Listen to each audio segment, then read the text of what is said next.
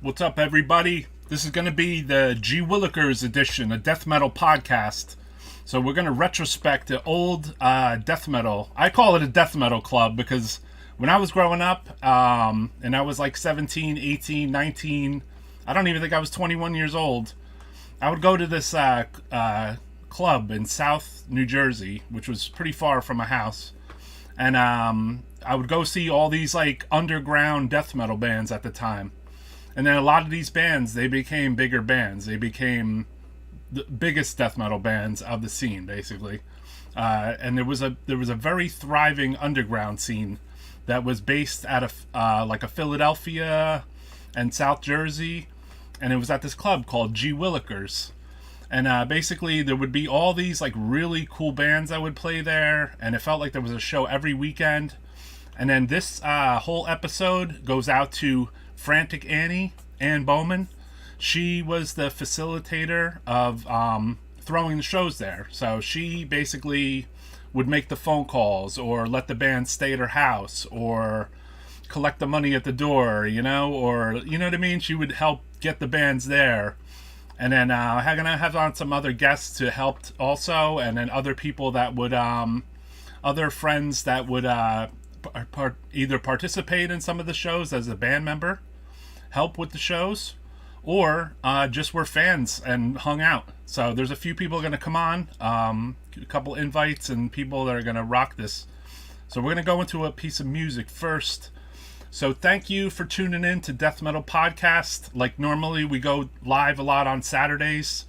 This is the Willikers edition. We're going to make this a two-parter because the way YouTube, the whole like music and video thing. So I'm going to make this as like a two-part thing, So we'll talk for X amount of time, and then I'll shut the stream off, and then I'll start it again just to be safe, because I don't want to have a 9-hour live stream.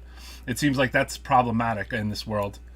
So there's going to be videos on here that sound good but are dark. There's going to be videos that look bad, but I don't know. There's just, you have to really experience it. So here we go, though.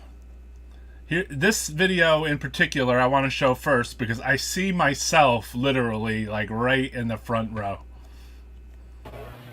May I present to you the never-ending Immolation.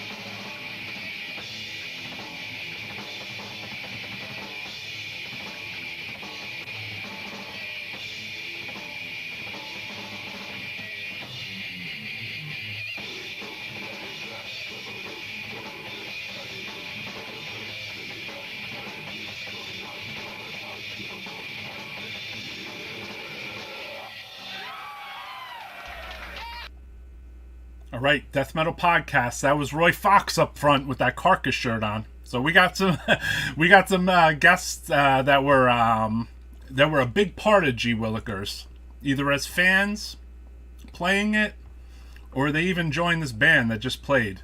So we got Bouks, who now currently plays in Immolation, and then we have Chris Forbes, who was a big fan like me.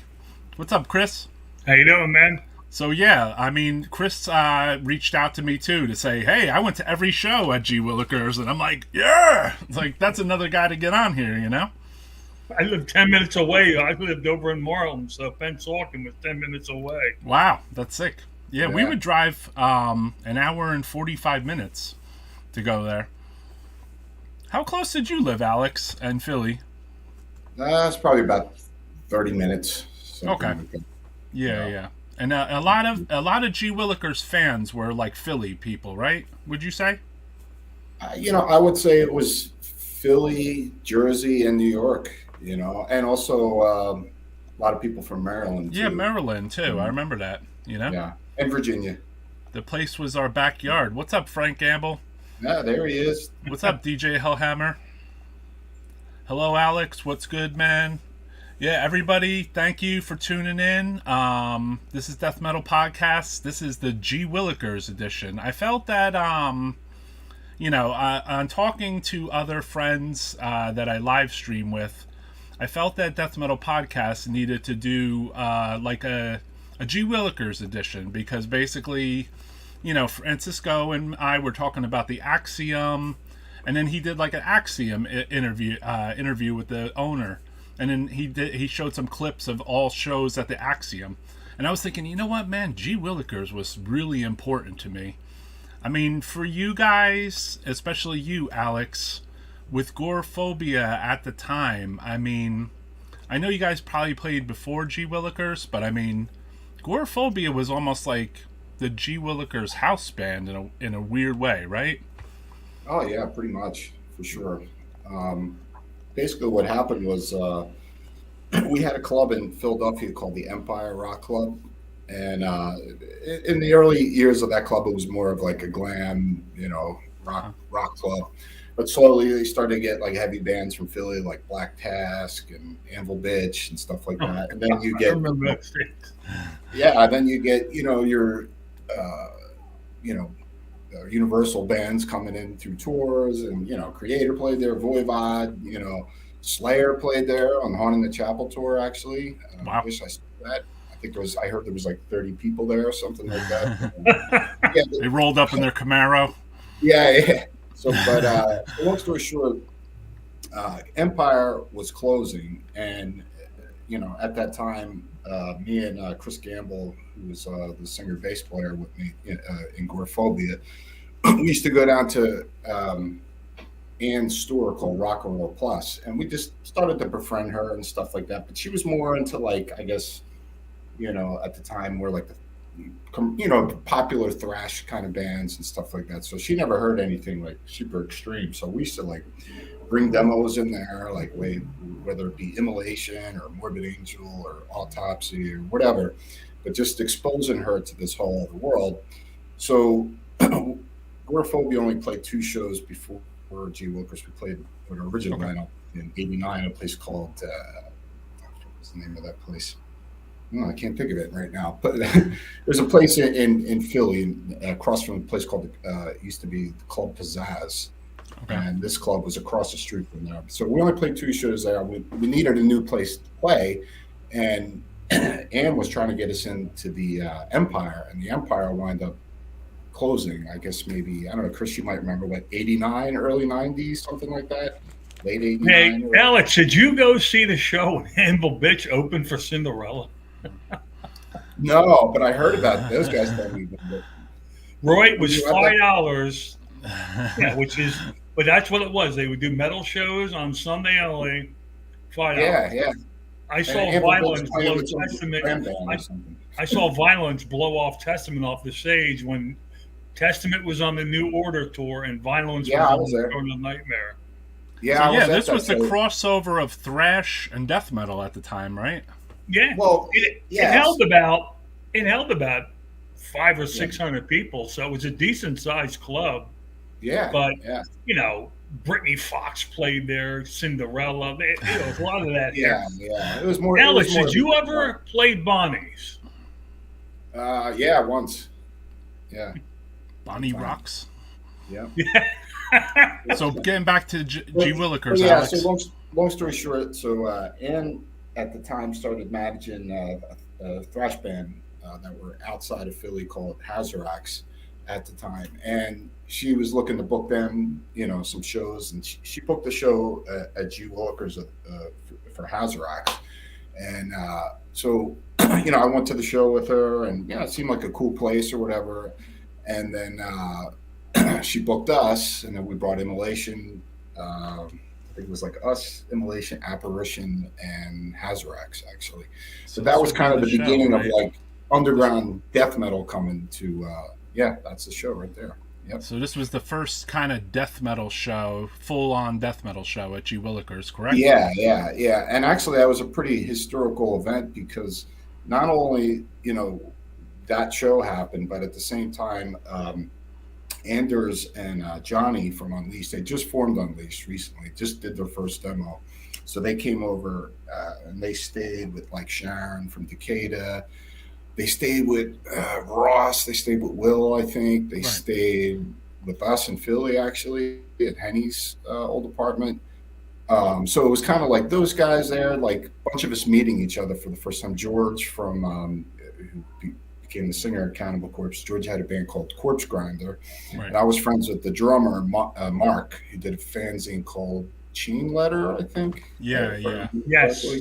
Yeah. Mark so, Gonch. You know, we just...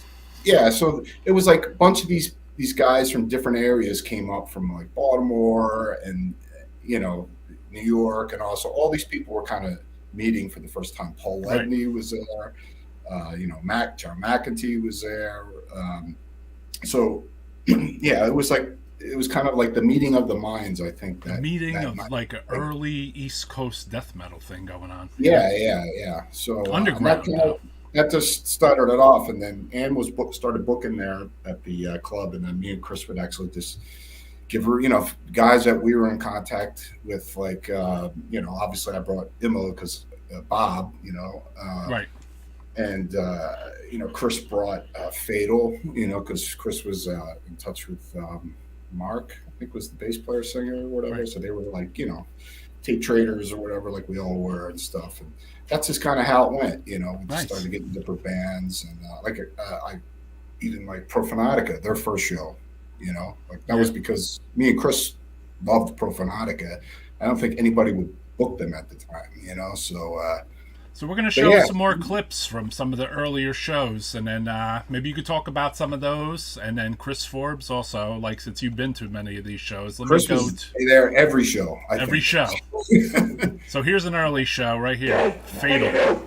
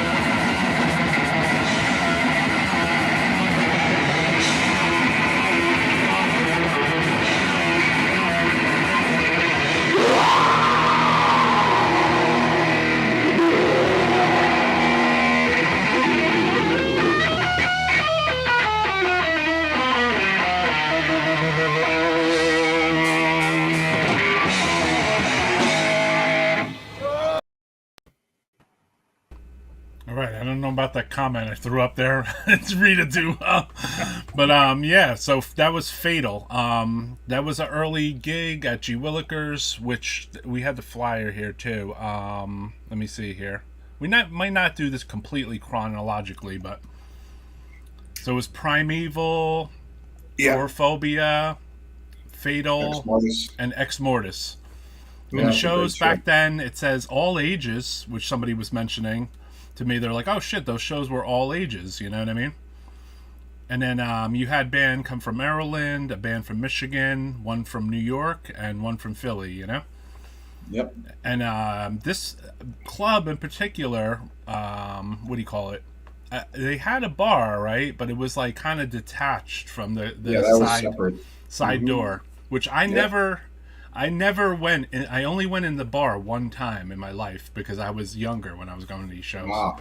And it was just to go in there to be like, I was looking for John McEntee because he drove me there. And I was like, yo, are we leaving? I didn't know if you left me or what, you know? And that was the only time I even went in the bar. Just one time, dude.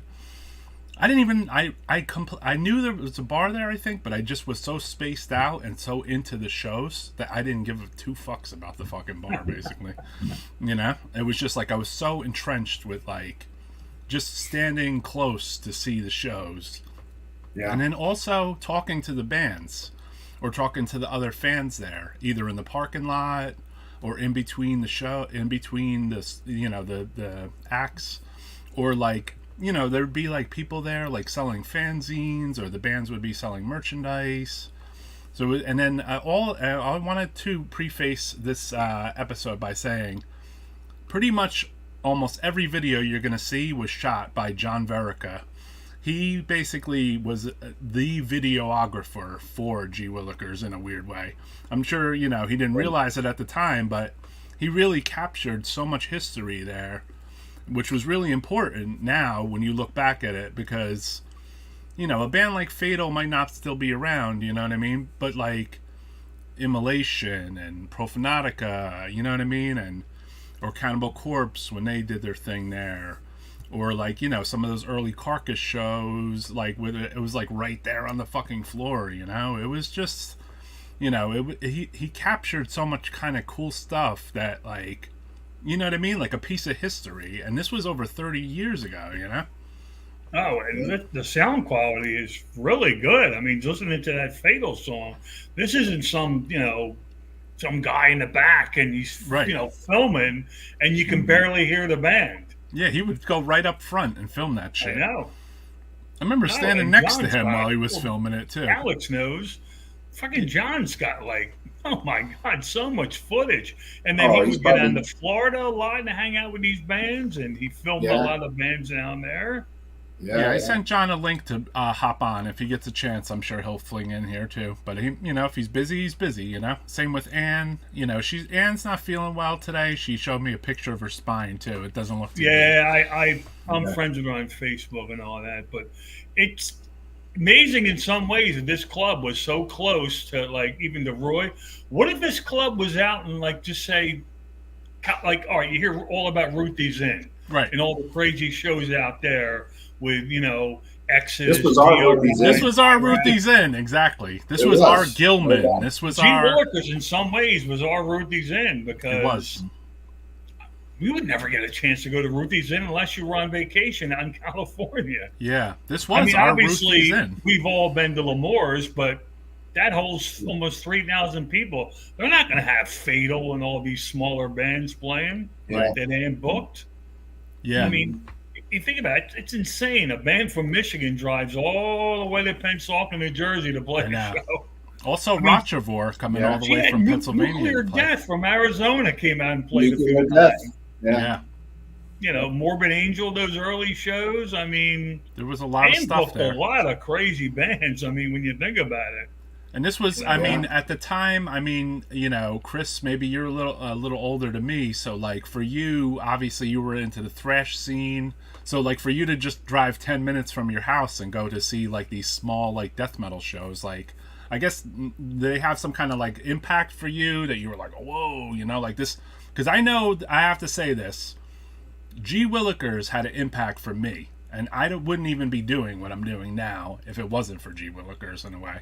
Because it was so exciting to go there and to stand close to the bands and to see the bands. Like, when I saw Goreaphobia for the first times, I had not heard Goreaphobia before. So I literally I literally, by the time I was seeing them, by, like, the first or second song, I was, like, fully engulfed. Like, oh, my God, what is this, you know? And then by the time I saw them the second time, I remember driving home with Jim Rowe from Incantation. And he was going, and I'm like, oh shit, yeah, Goreaphobia.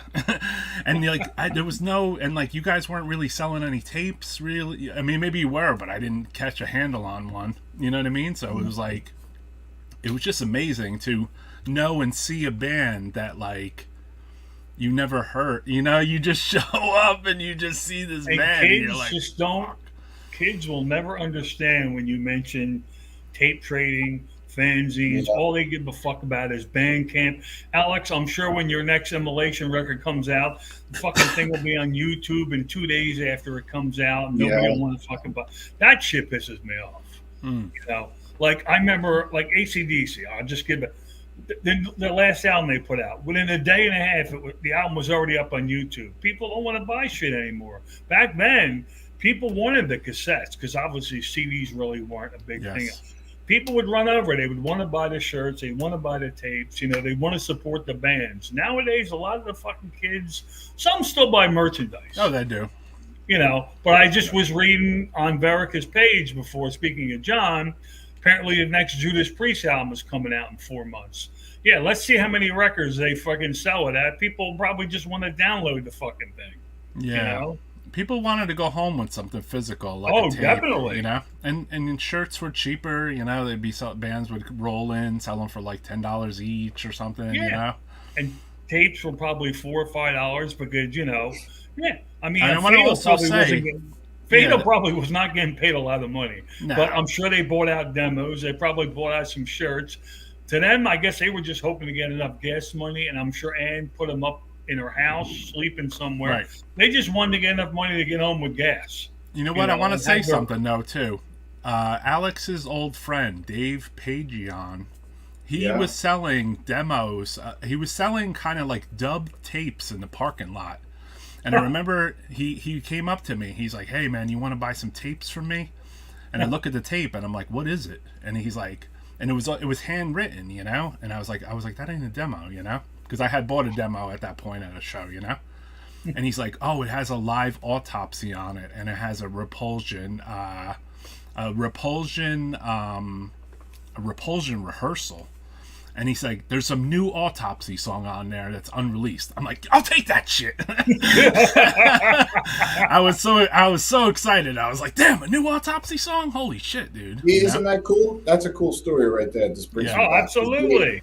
And Dave, you know, rest in peace. Yeah, rest in peace. Dave was an awesome guy. It's funny because he was one of the first guys I met that in Philly that you know, knew about the shit that me and Chris knew about in the underground. You know, like you know, if you're going back to like '87 and stuff, like, you know, bands like the real extreme shit at the time, like Slaughter Lord or Devastation from Illinois, and you know, bands like that.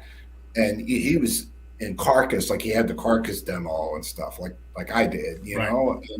So he was like a, more of like a punk rock skater guy and stuff. Yeah, he was. He was in tune with. He wasn't a metalhead looking dude. He was a tall, like lanky skater guy. Punk friends, they were more into the more extreme stuff, than some of my metal friends, at the time. Like, right. There was a bunch of skinhead, punk hardcore dudes that I knew that were all into like the Morbid Angel demo and stuff, But yeah, Dave was like, he was underground. He actually was taking me, Chris Gamble, and our friend Greg Pitluski used to have a fanzine called Regurgitation. And me and Chris just got too busy with doing Goreaphobia at the time. So Dave was actually taking over the fanzine. And unfortunately, Dave passed away. And it's weird, too, later down the line. Yeah, I saw Dave's name later down the line. I saw Dave's name in the Penbanger section of Metal Forces as well. Oh, wow. Yeah, it was like, holy shit. Metal Forces was a place I used to find a lot of people and trade. Yeah, you would Penbangers, addresses.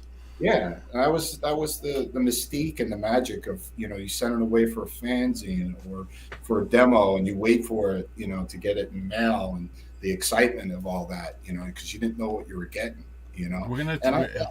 And most of the time, I think you got pretty good stuff, in the 80s, Nowadays, there's so much things shit. Have changed. Yeah.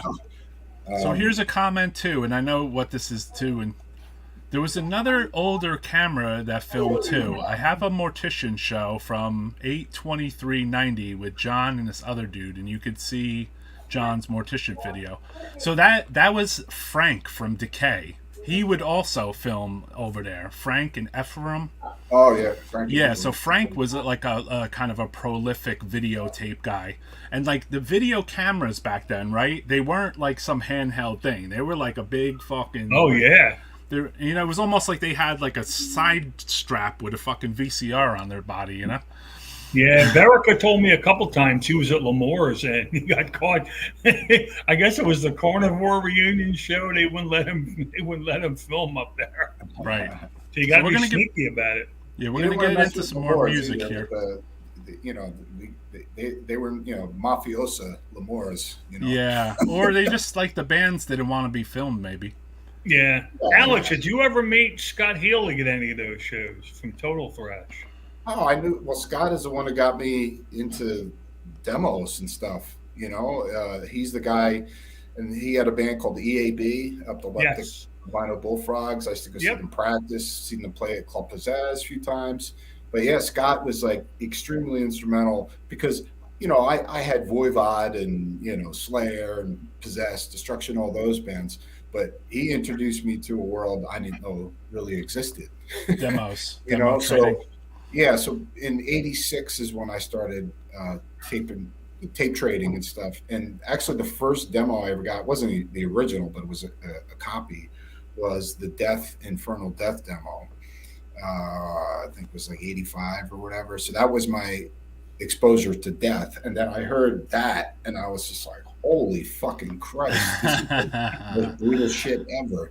So that just kind of set me off. And I started to realize a lot of my bands that I liked that were, the thrash bands started to kind of, get watered down and stuff. And they kind of lost the attitude. And there was this whole underground thing that really hadn't exactly happened yet, but it was on the verge of happening. And, and that's, hearing these bands like the Death Demos, Master, Death Drake, Slaughter Lord, Pentagram from Chile, Morbid Angel, of course, so it kind of was like there was something happening. Yeah, somebody commenting, I think, from the UK. What a time to be alive. Loved it all. Most of our UK shows were the best times of buying and stuff, selling and stuff on the line to get in. Yeah, Crowman and X Genital Deformities. Yeah, I remember somebody selling me something on the line to get into shows.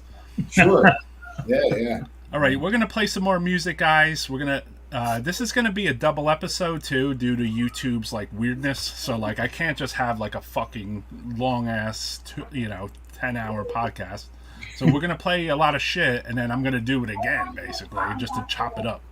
But here we go with some more old G. Willikers. This is Exmortis. Same show. Where do you want me to put it?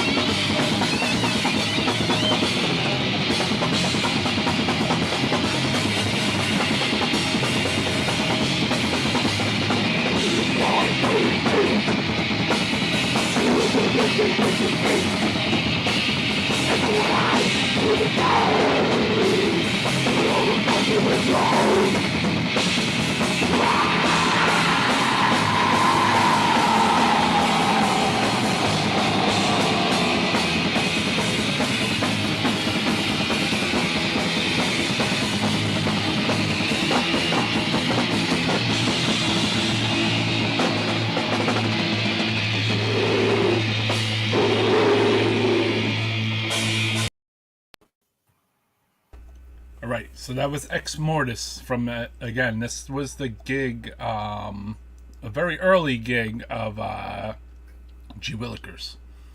Any memories from the Goreaphobia set, which we probably have on the video here? Yeah, that was a killer show. I remember. Yeah. You know, it's, really high energy. It was a show.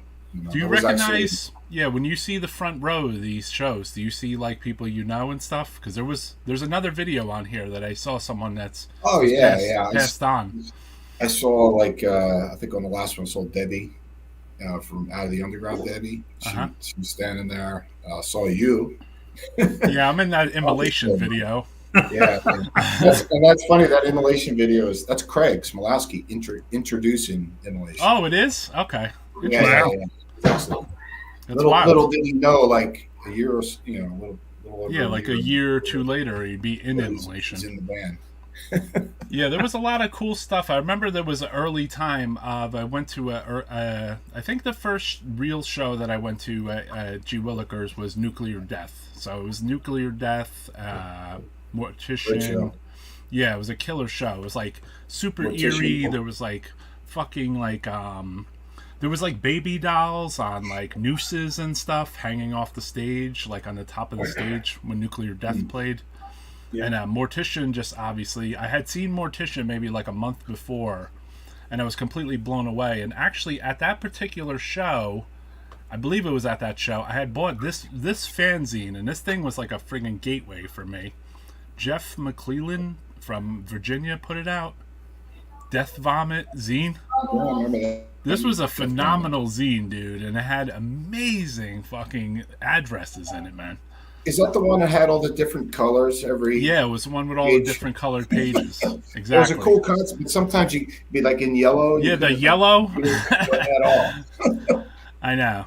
It was like the zine though, like as far as like the addresses in there and everything, and the bands, like the quality of the bands was like, holy shit, dude. Nowadays, that book is that zine, I should say, has been repressed into a book with an additional issue that was unreleased, and the unreleased issue is like really tight too. I mean, it's like it starts to go down like the Swedish Finnish death metal rabbit hole, you know. Super Uniforce just came out in the book form too. Yeah, Uniforce. I saw that. Yeah, killer. Yeah. So we're gonna get back to some music here. I had a Rotravor video, but not on YouTube, so I couldn't bring it to this. Yeah, Deceased played at G. Willikers.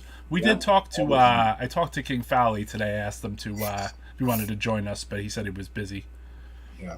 Did Napalm Death play at G. Willikers? Watching Carmody Eruption? They did play. Yep. Mm-hmm. Yes. Yep. Goreaphobia was Goreaphobia, Godflesh, Nocturnus, and Napalm Death. Yeah. So basically, there was underground shows there, but then as time went on, you know, it started to be more like, I want to call them overground shows, but they're not. So there was this that I'd like to show, because something about this footage is really tight. Hellwitch. Going out. Down in the basement awaited.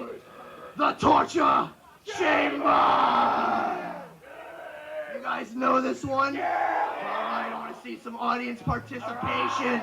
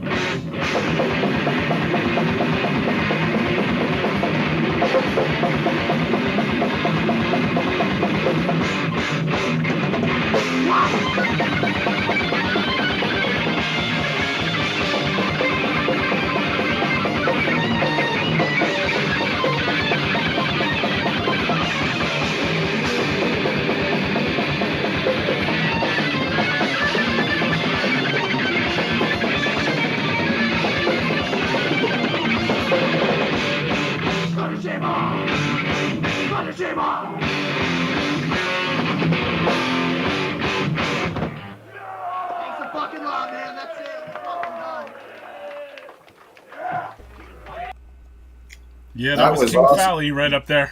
and that was me. That was me and King Valley doing the vocals. Okay. That's yeah. Both of us together. Yeah, and obviously you guys knew the song in advance, you know. And they just played Philly like last month too. Torture Chamber. They're still around.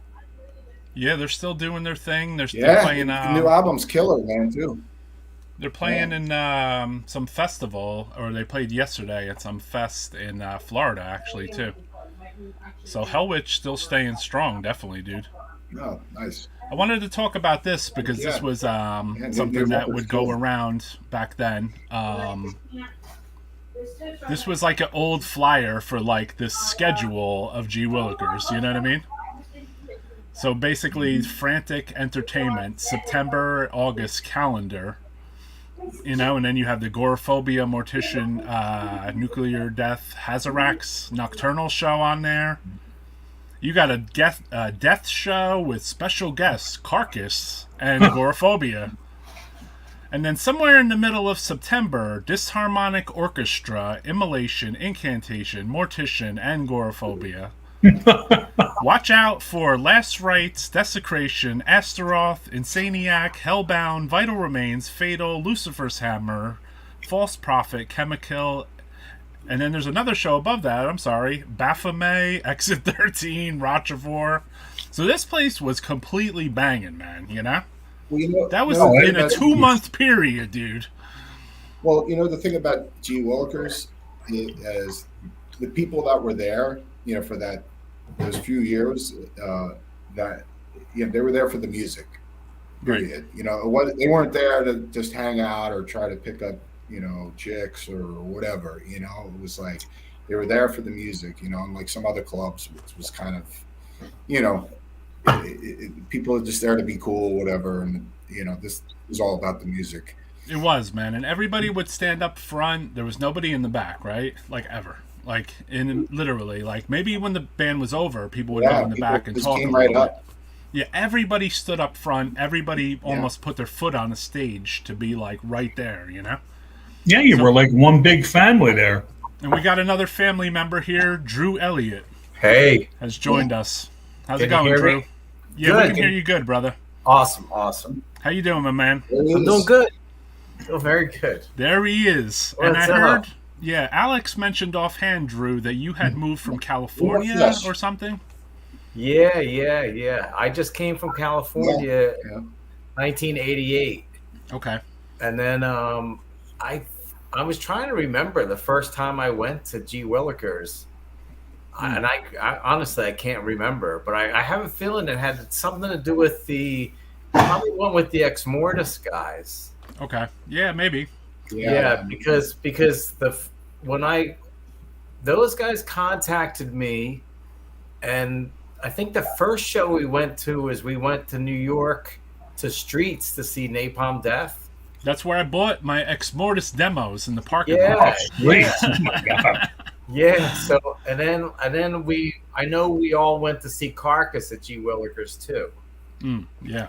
So which we're gonna show in a few minutes too. Yeah, that was amazing. That place was. That was amazing because I had seen Carcass at the L'Amour show the night before. And they were up on the big stage, and you know what I mean. Yeah. Like, it felt more distant. But then when I saw them next day at G Willikers, I was literally standing right next to Bill Steer, and I was like, I can't believe this, dude. It was amazing. It was amazing. Yeah. I mean, the thing that blew my mind about that show was, that this music was still really obscure, right?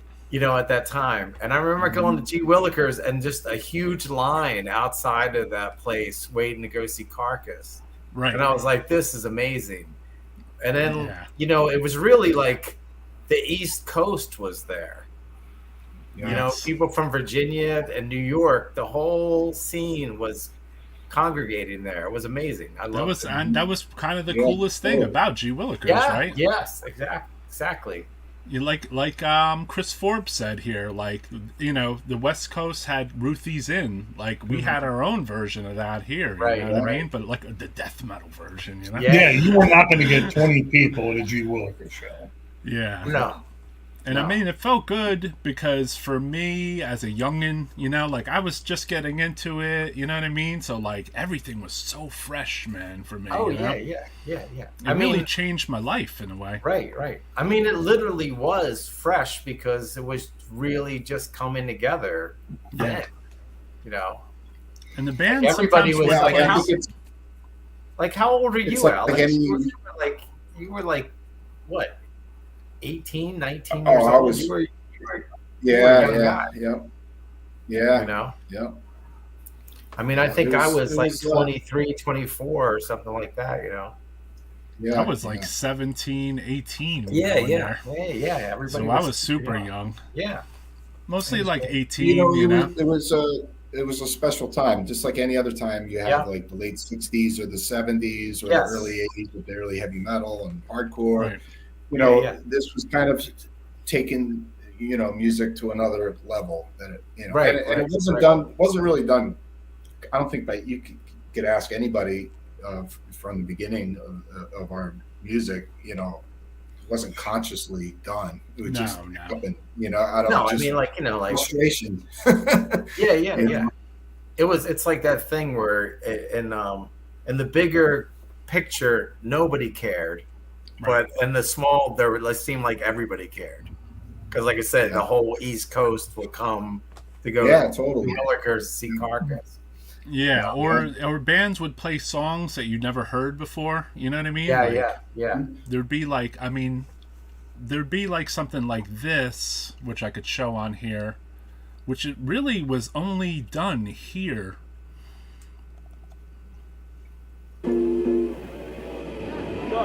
I wish they put on some air conditioning in this place.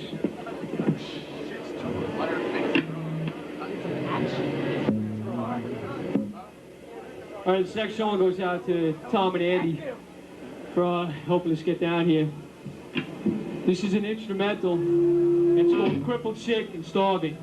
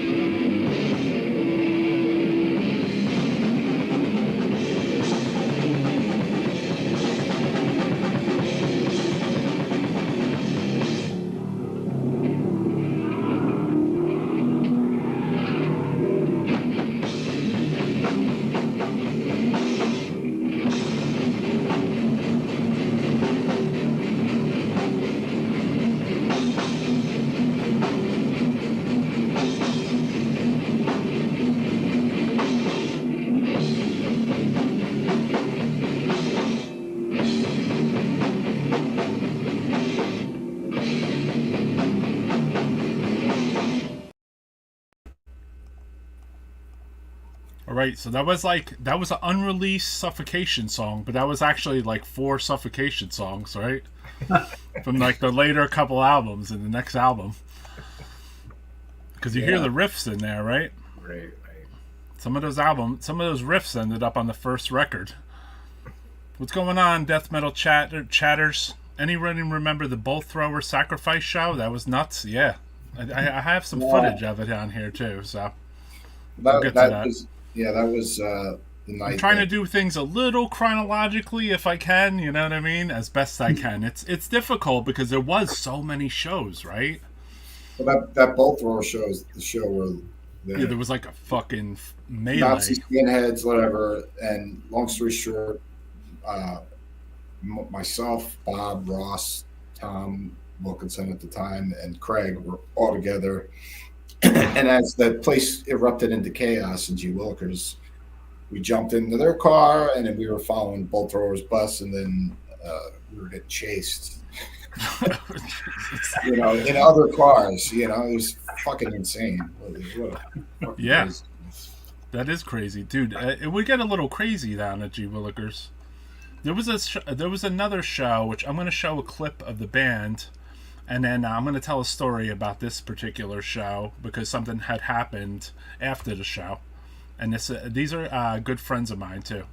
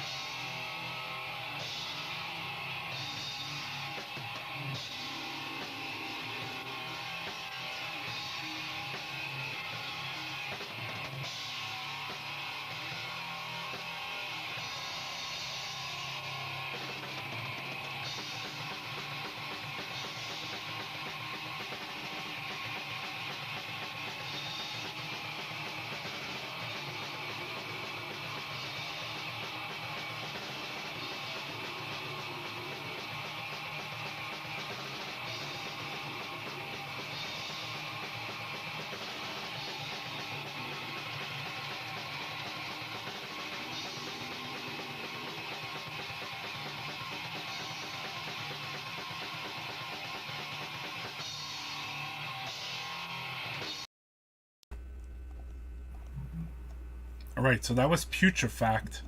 This was from this show. That was my man Omar playing drums. And then the funny thing is, Omar was, the singer there. But basically, Omar and the front, who you couldn't really see, was playing guitar. That was Craig Pillard right there, you know what I mean? He wasn't singing. So, yeah. And then you had Victor, who played in Ceremonium there, too. Who formed Ceremonium. And then Art he was just in Putrifact only. You remember Art? Anybody? Besides me? Yeah. Yeah, so that was a sick gig, man. I mean, if you look at this total gig here, Immolation, Phlegm, Putrifact, Vital Remains.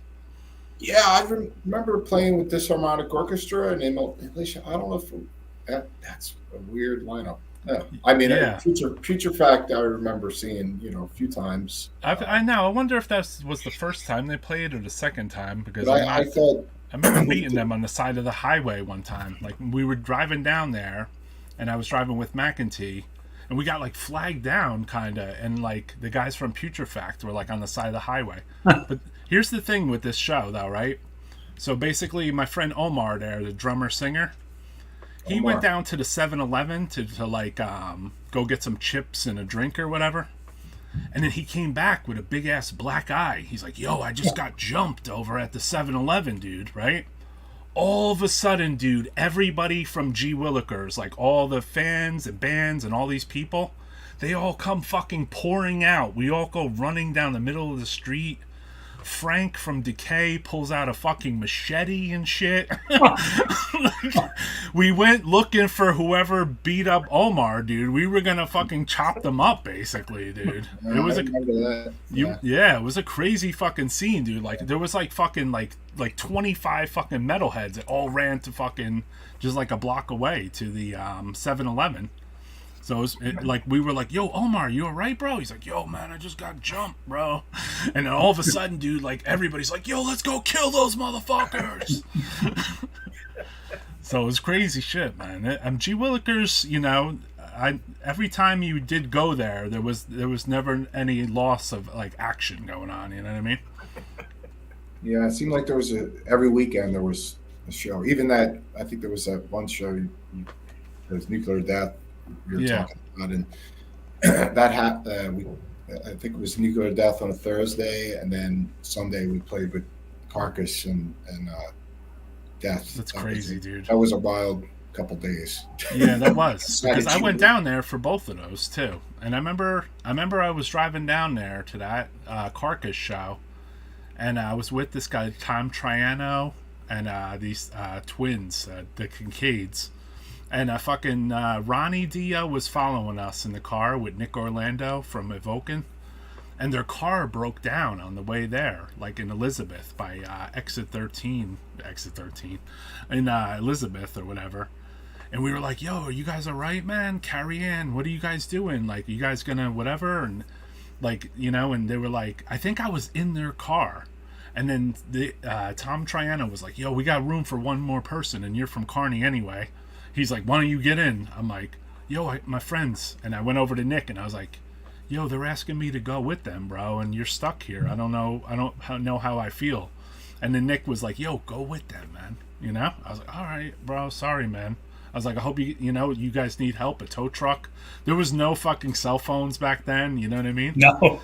There was nothing, dude, And we just drove away and I felt bad because I was like, damn, we left Ronnie behind, man. That sucked, dude. So so rest in peace to Ronnie too, who I would go to every fucking show with, dude, at this fucking G. Willikers. Like, he was like the staple of going to G. Willikers for me. It's like, it'd be like myself, like McEntee would drive. None of the rest of us had licenses, so it'd be McEntee drove. We would give him gas money, and then most of the time the drives down there, it was Ronnie, myself, and Bill Venner for the most part, you know what I mean? And a lot of those drives, that's who, was, or, there might be an occasional like Craig or like Omar or Jim Stanek or Brian Apt or something, you know what I mean? Yeah. But a lot of that stuff. So shout out to John McEntee, man, who really brought me to G. Willikers like mad times, dude. Yeah, and he's still doing it. Yeah. Yeah, he's still on the grind, right? Shit gets real when the machete comes out. That's exactly right, dude. The Warriors. It was, yeah. You had to go to how to use a payphone. Yeah, exactly, dude. So yeah, I mean, as far as like, there's a lot of people. It was like a party every night. It just seemed like every night there was just something going on. That's just part of being young too. I gotta ask you a question, Alex, and only a drummer might know this, but I have to ask because Francisco has been relentlessly asking. He asked Paul Ledney. Paul Ledney didn't know. What the fuck was behind the stage at G Willikers, dude? It was kind of I think it's just like some wood ornament thing.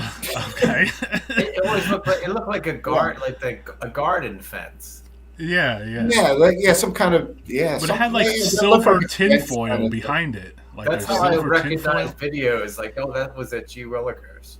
Yeah. Totally. A YouTube video. Or a lot of times you'll see Craig Smolowski's old Yamaha kit because everybody always used his kit. Right. So you see the red Yamaha kit. And what about when you guys look at the people playing their instruments and this and that, like in some of these shows? I mean, I saw somebody there with the Mockingbird from Fatal, I believe, or Exmortis. You know what I mean? Mm-hmm. And so I mean, we should actually play a clip of Alex playing there. So this would be, I think, from that same Fatal show. All right, Roy, I got a boogie. All right, brother.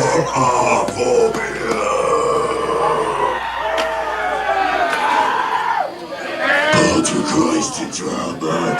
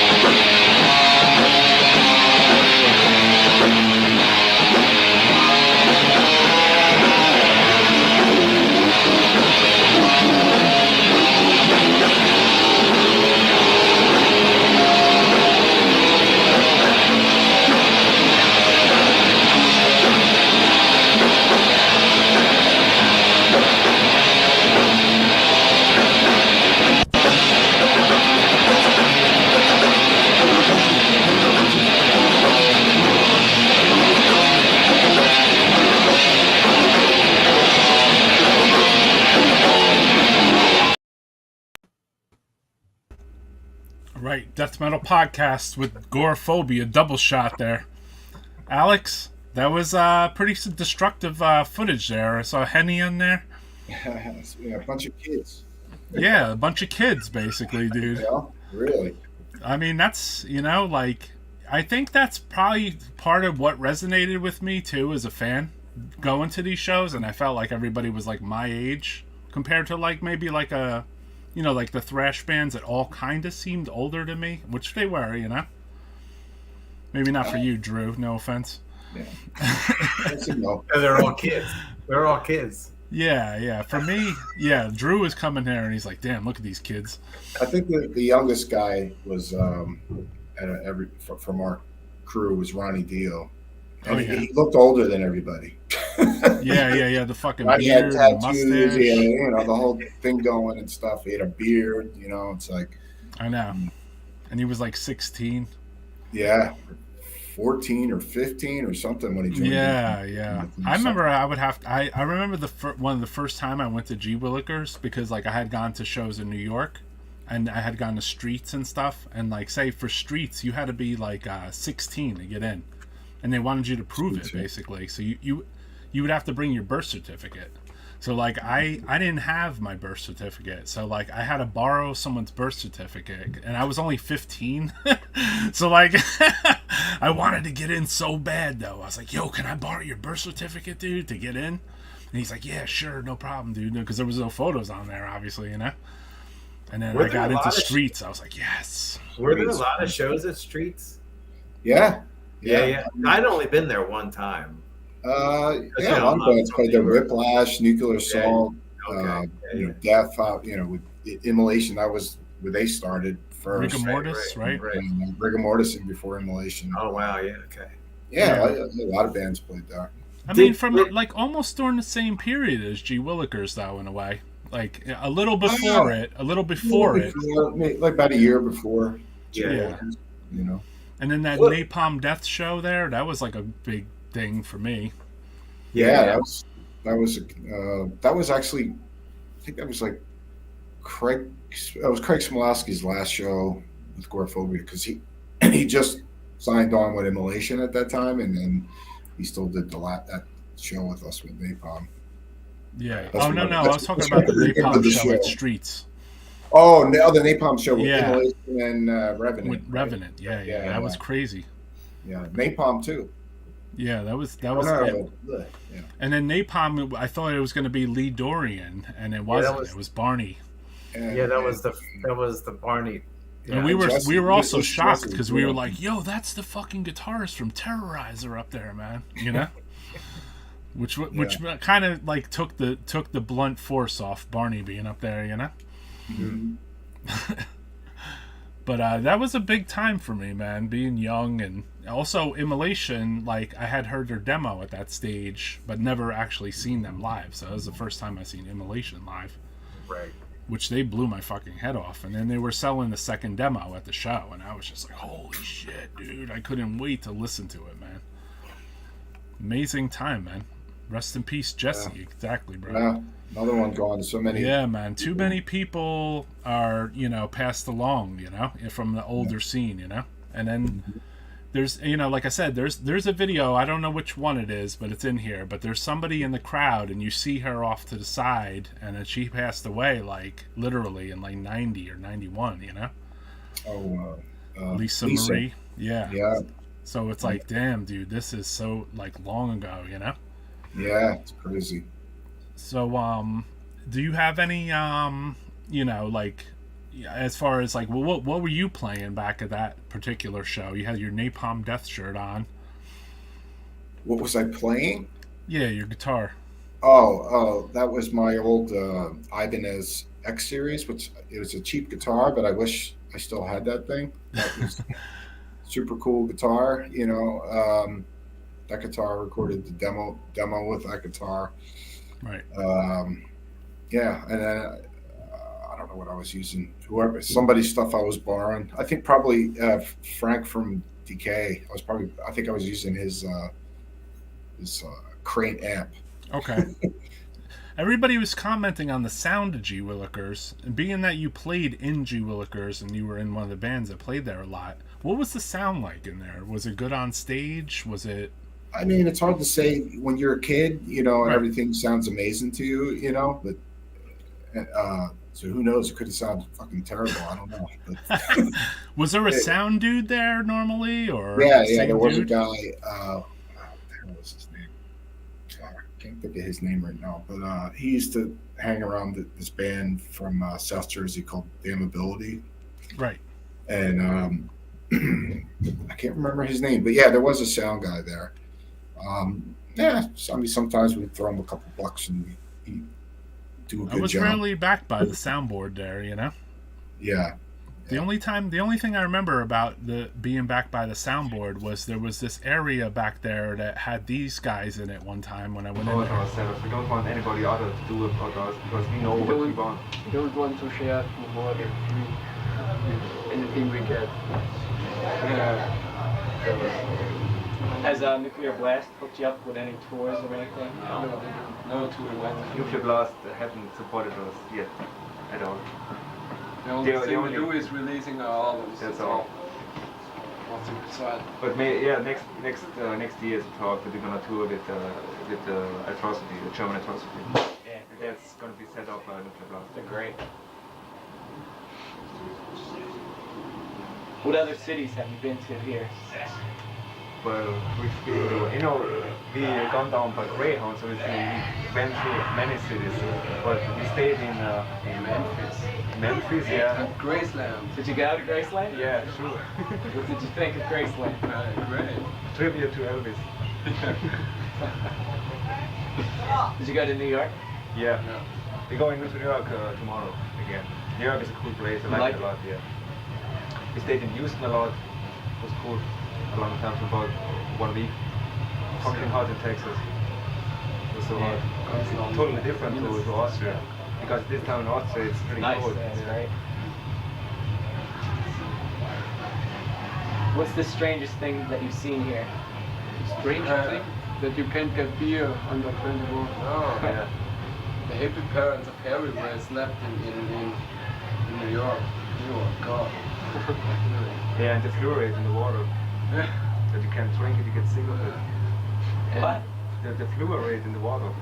Oh, you don't like Fluoride. the I know. And full of Philadephia. Yeah, he was the weirdest person we ever met. And we don't have that much water in the... I know. Every time you shit, you must be careful. Yeah. I don't like the German toilets because you shit and it just lays there. Yeah. I don't like that. I don't want to sweat shit in it.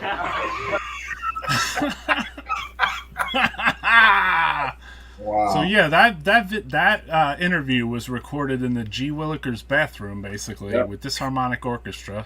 So yeah, courtesy of John Verica. Thank you, John. Yeah. Definitely had a good moment there. You know, it sounded like Chris Gamble's voice in the background asking questions, possibly. No, that was Chris Bade.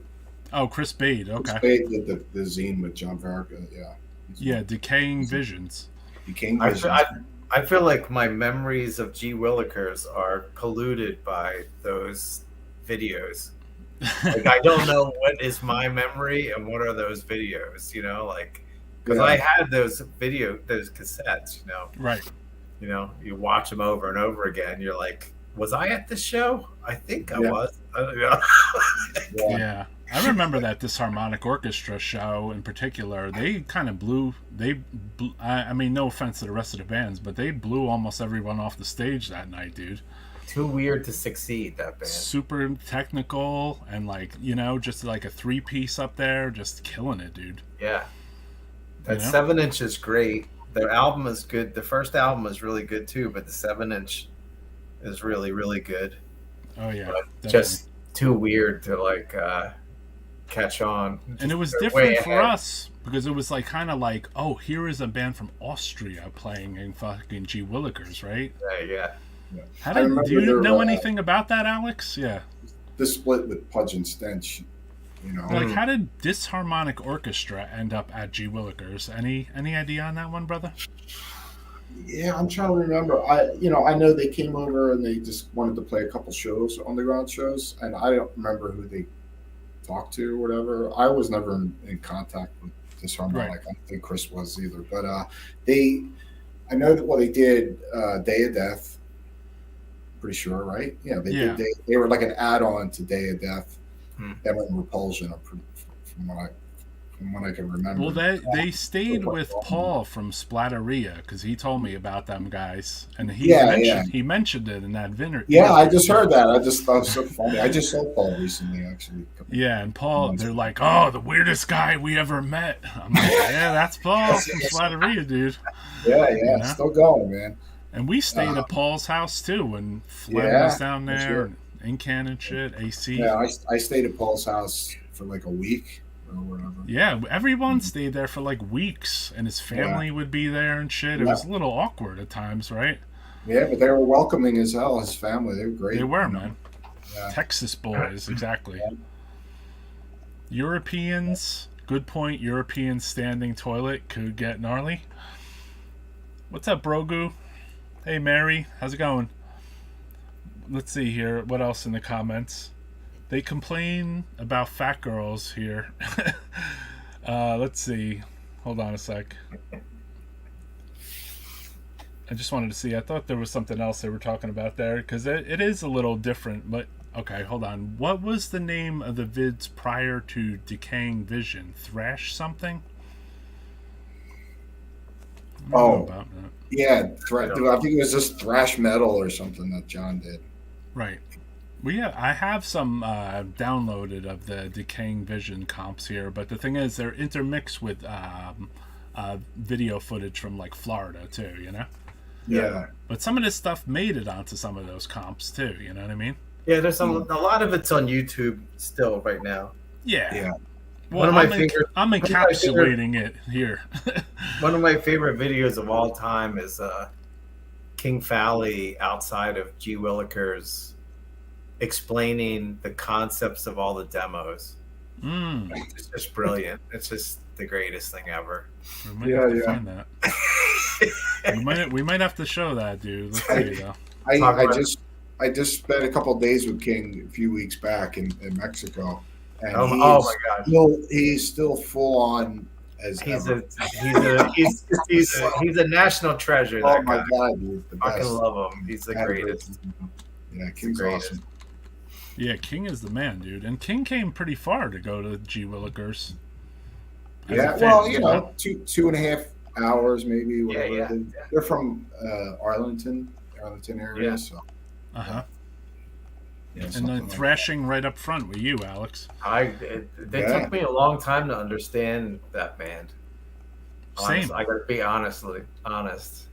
Now I think they're amazing. Yeah. But like, you know, very I was same. like, what are they doing? I don't get this. What is this? You know, because everybody else was just doing a thing, and they still had some speed metal in there. Yeah, it was confusing. I was a little confused. There's a lot going on in there. You know. Yeah. You know, and I think sometimes, you know, music, some of the best music sometimes escapes us. You know, and exactly. you have, like, you know, so many bands for me, like, I have to come back to it years later or something, and I'm just like, right. There was a lot of revolutionary shit happening there, you know. Yeah, well, and you know, we're talking about the G. Willikers days. I mean, it was an exciting time, I think, in music, you know, because there were so many, you know, we're taking music, you know, to a more extreme level, but there was a lot of different things going on in all the bands. It wasn't like so many of these copycats or whatever. It's just kind of. I mean, there was nothing to. It felt like. This is as a non-musician, kind of coming into it from being a little bit older, because I was mainly.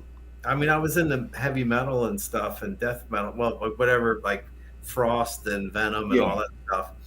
And then coming back to the East Coast, and when I met all you guys, it seemed to me that all these guys were like influenced more by each other than anything else. You know, like it was like, oh, you'd hear people saying, "Oh, this is like Morbid Angel," and Morbid Angel is just kids too. Right. You know, like, you know, it's not like Morbid Angel were like old guys or whatever. They weren't like Exodus. And like, you know, you'd hear people saying, "Oh, this guy's vocals is like Bill Steer in Carcass." You're like, so everybody's like contemporary, you know. It's not like, you know, like, oh, we're doing Judas Priest with some Motorhead, and like it was like all this, like, that was past. That was like, and it just happened a couple of years ago, you know. But it was kind of a friendly competition thing too. Yeah. But like I said, everybody's attitude was like so great, and like it was so positive. Like I said, I came from LA, and LA, going to shows at LA was like almost nightmarish, you know, like just like skinheads and just like, it was like a mess. And then coming to this, it was like, oh, this is like Disney World. This is like everybody's all happy. Like there's people are like friendly and shit. No one's getting stabbed outside. Like, I was like, oh, this is great. Just occasionally, you know. Yeah. Run down the street with a machete. To this day, it's just like this is my favorite scene, favorite time. Yeah. Period. There's this band who I also like. When you say you didn't understand Deceased, this band would play a lot. This is live from G. Willikers, just a little piece down the road in '91, big far amount away. But sometimes this band would play, and they used to confuse the shit out of me.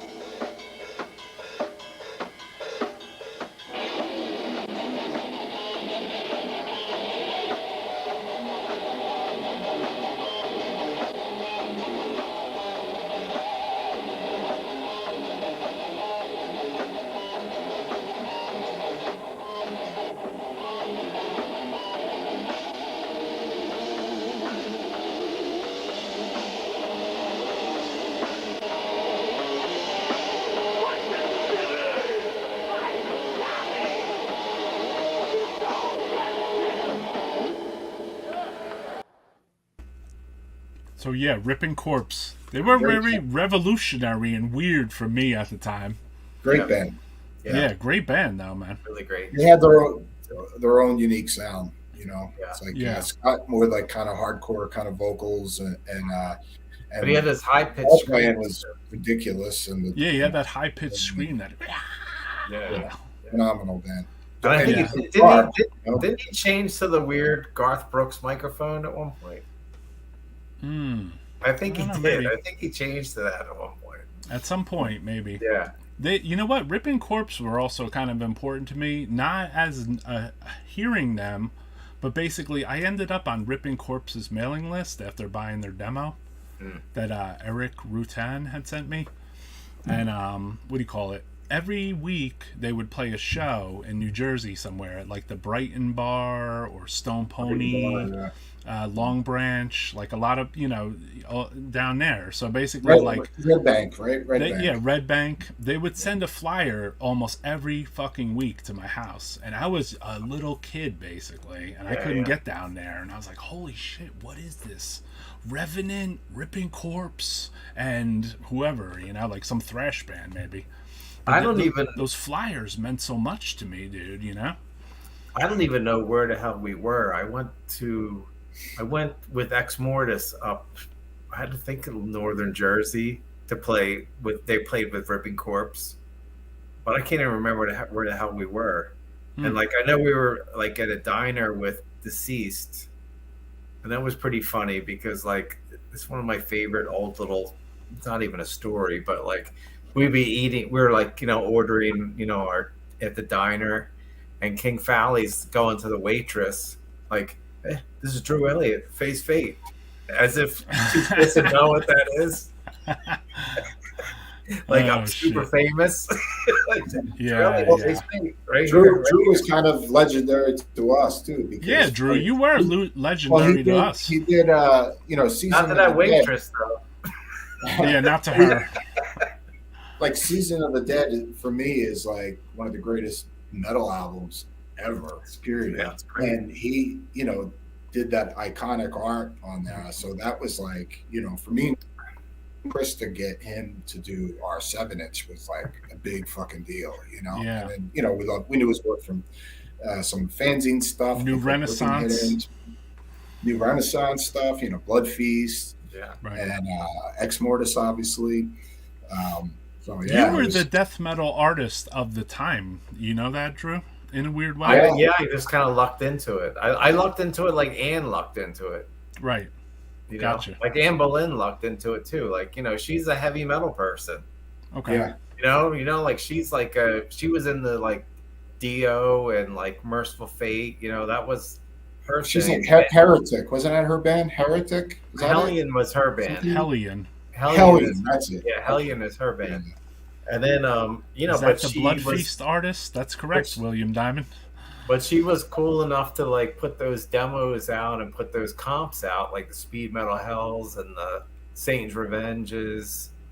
So, yeah. Satan Revenge. That's right. And that cover. And I just kind of, contacted her, and it turns out she lived right near me when I lived in Los Angeles. I just ride my bike over to her apartment and talk about what's next. That's cool.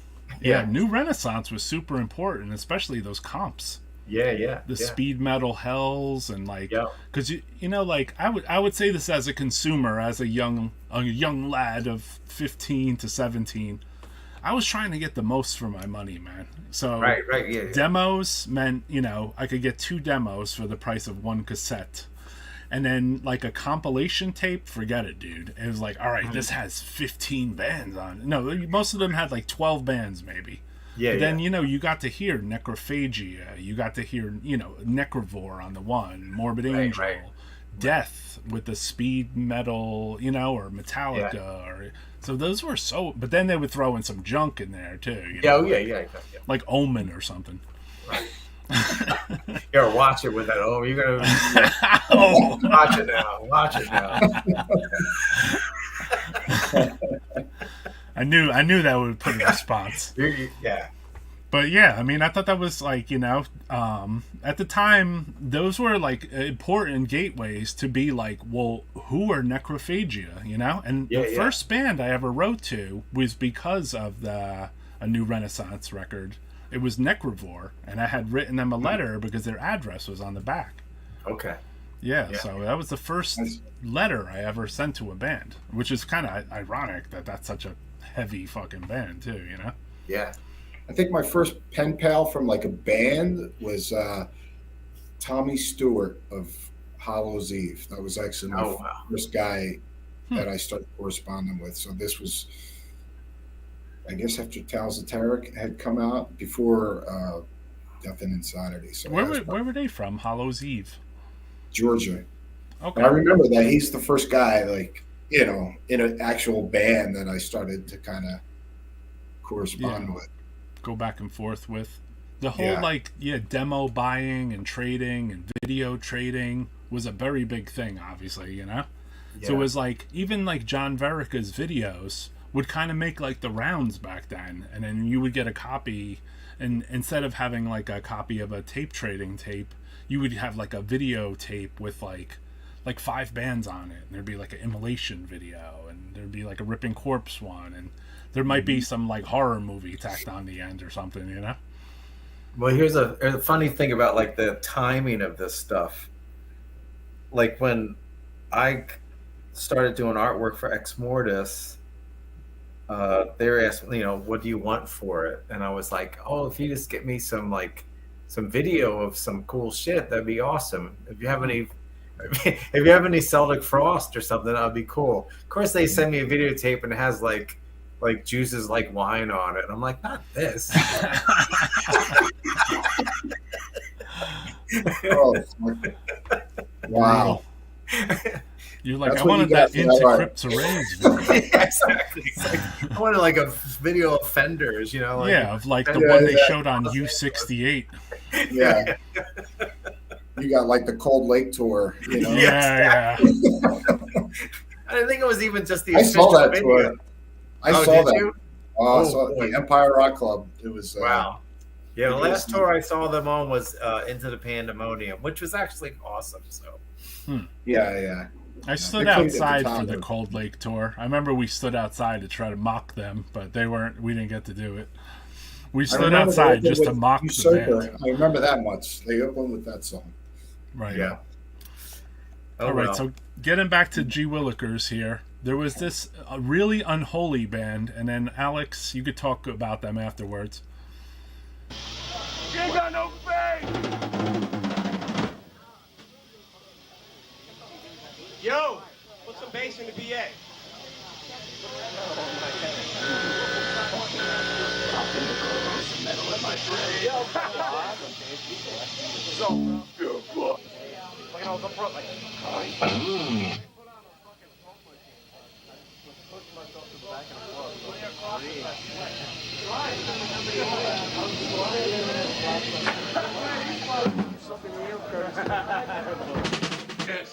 Death is metal from New York. Go Phenonica!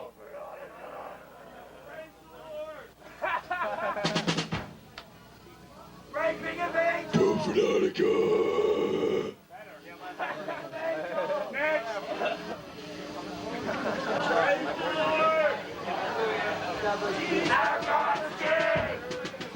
Yo! No face! No bass.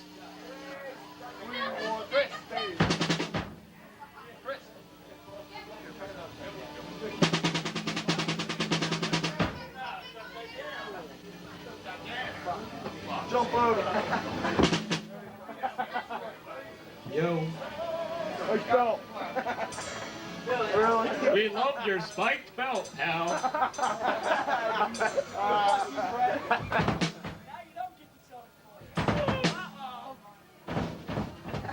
Boohoo.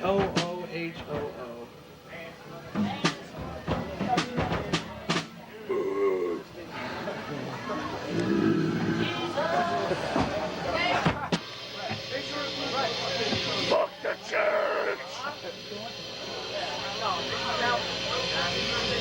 Castrate Christ!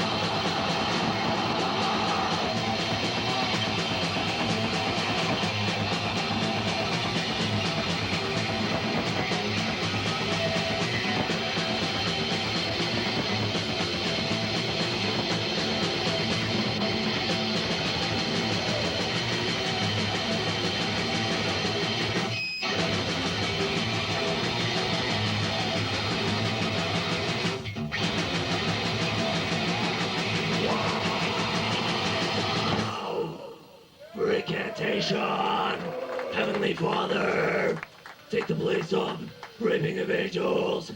Christ is slaughtered the king, sweeping across heaven. Destroy the angel's rotting cock. I masturbate on the book of God. This next song.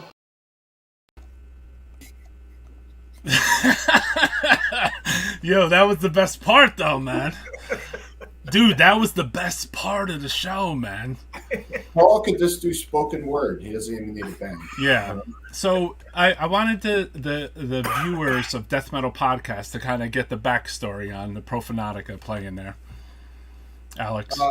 Well, yeah. I mean, I know me and Chris are the ones that got them to play, because I know at the time, I don't think anybody wanted to book them for whatever reason.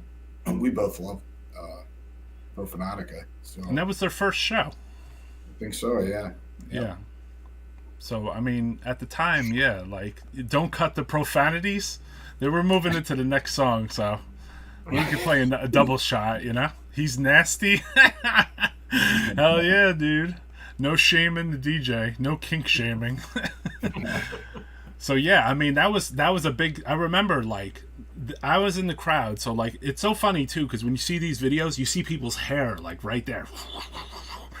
And I remember being in the crowd with, like, Jim Stanek and then Brian Apt and myself. We were all standing, like, right there on the side. And we were all yelling like blasphemous shit back, and I hear John Lichko super hard in all these videos too. Turn up that bass. Yeah, he's like the Paul Bell of our scene. He's the loudest guy in the room. I know, and even he's on. Once he arrived, you knew he was there. Yeah, he's on some autopsy thing I put out, and you hear him in the back going, "Yeah." You know, it's fun. I got a funny story about John, real quick. Not really G. Willikers related, but just about him. It was before Piggy had died, and you know, Piggy, well, me and John too, both one of our big heroes, and John just ran over to him, and he was like, "Piggy," in John's voice, "I love you," and he grabs him and just starts hugging him, and Piggy just like hugs him back. He was a real good sport because, you know, if you know John. What's up, Auntie? Yeah, thank you, brother, for last week's Cadaveric Incubator video. If anyone hasn't checked that out, go back. There's a huge history lesson on Finnish death metal. Roy, a week ago you said Tiamat 7 inches, okay. Now you called Omen filler. Boo. Sorry, guys. I'm just calling it like I see it. Hello to John Lichko. I invited John Lichko on, actually, but maybe he doesn't know how to figure out how to work a computer. So maybe he'll still pop on, though, you know? Yeah. I sent him an email to jump on here with us and talk about G. Willikers, you know? Mm-hmm. What about, like, as far as, like, you know, I mean, Frantic Annie put so much footwork and work into these things. Her phone bill, her phone bill must have been off the hook back then, because this was back when we had to pay for phone shit, right? And she would put up all the bands. Like, her house was just constantly something always going on there, 7 days a week. You know, it's just whoever was in town, and you know, crashing at her house, and you know, pretty wild times. But she definitely worked her ass off for sure. Yeah. You know? So Ann Bowman, you got me into fucking death metal, like in a weird way. And then I seen her at Metal Threat just recently, so I'm just like, she's still fucking here too. You know what I mean? Yeah.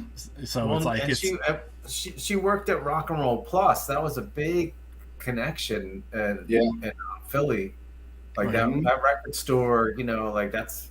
I got the Incantation demo there, which, you know, that was great, and that's where I found out when shows were happening, and that was a. What would they do? Like post like flyers to the wall or put them on the floor? Yeah. It was like I mean, it's a little tiny store too. Mm-hmm. It was really small, but that was the place that had all the real stuff. Was there, you know. It was so cool, like back when we were younger, like how information was spread, right? It would be like spread through like the telephone, which had a cord on it at the time. Right. And then there'd be like a fucking, you go to a store to find out about a show because there's like a thing taped to the window. And then you're trying to like write it down on like a matchbook cover or something to be like, all right, I'm going to try to go to this, you know, it's $5. Then, you know, for me, phone bills were pretty astronomical back then, especially when as soon as I entered the tape trading scene, and you're calling, you know, you getting like Chris Reifert or whatever, I'd be calling on the phone, and my phone bills were insane. And it was like 99 cents a minute or something. Yeah. Well, it was my like parents super at the time weren't too happy with me, you know. Ann Bowman, an absolute angel for us metal people, definitely, dude. Absolutely. You know, she did so much, you know, and it's so important to us in a way, you know. Yeah. I let her know every time I see her too, like, Ann, thank you, you know, like, thank you, because like it was like it was a culmination of going there with Incantation multiple times, just seeing the underground thing going on, seeing Goreaphobia doing their thing, Immolation. You know, some of the up-and-coming bands, even like a Leshnayan, anything. Mm-hmm. You know, so it was seeing all that, and then it was seeing Relapse rolling up with a trunk, basically. And they would just open up their trunk, and then, like, you could go and buy some Relapse stuff, you know? I was just going to ask about that, because, like, I was wondering what your memories of, like, because Relapse was Philly, too, or Pennsylvania, at least. Yeah, they were in Pennsylvania. They were like 2 hours or something. Yeah. Because I guess that Derby office was later, right? That's like a little bit later. Yeah. I think it was Millersville. Millersville. Yeah. And because that's where Bill was from. Matt was from Colorado. Yeah. And, well, they tried to move to Colorado first to be the label. Yeah. And then they right away they moved back to Bill's house. Yeah. And they would show up. Yeah, they would show up at G. Willikers, and they would pop the trunk, and then they would sell like Pungent Stench sweatshirts and like Nuclear Blast stuff. Yeah, because they opened the Nuclear Blast office here too. So it was Relapse and Nuclear Blast. Right. Nuclear Blast America. Yeah. So it's just amazing how many things were like coming up at the same time. You know, like it was really an amazing period. Yeah. I gotta hand a couple of those things to John McEntee. When it comes to Seraphic Decay, he had hooked up a bunch of bands to be on there. Decay, Goreaphobia, Mortician, etc. Well, and then when it came to Relapse, it was almost the same story, dude. Yeah, because there was a lot of like John knew this band, knew that band. Yeah. I mean, I had heard the Disembowelment demo, and I had told Relapse, I was like, "Yo, check this out, dude," you know. And I had actually let them hear the Amorphous demo too, I believe. I was into Abhorrence. John and everybody, we liked Abhorrence, but for some reason I was the first one to get my little fingers on the Abhorrence demo.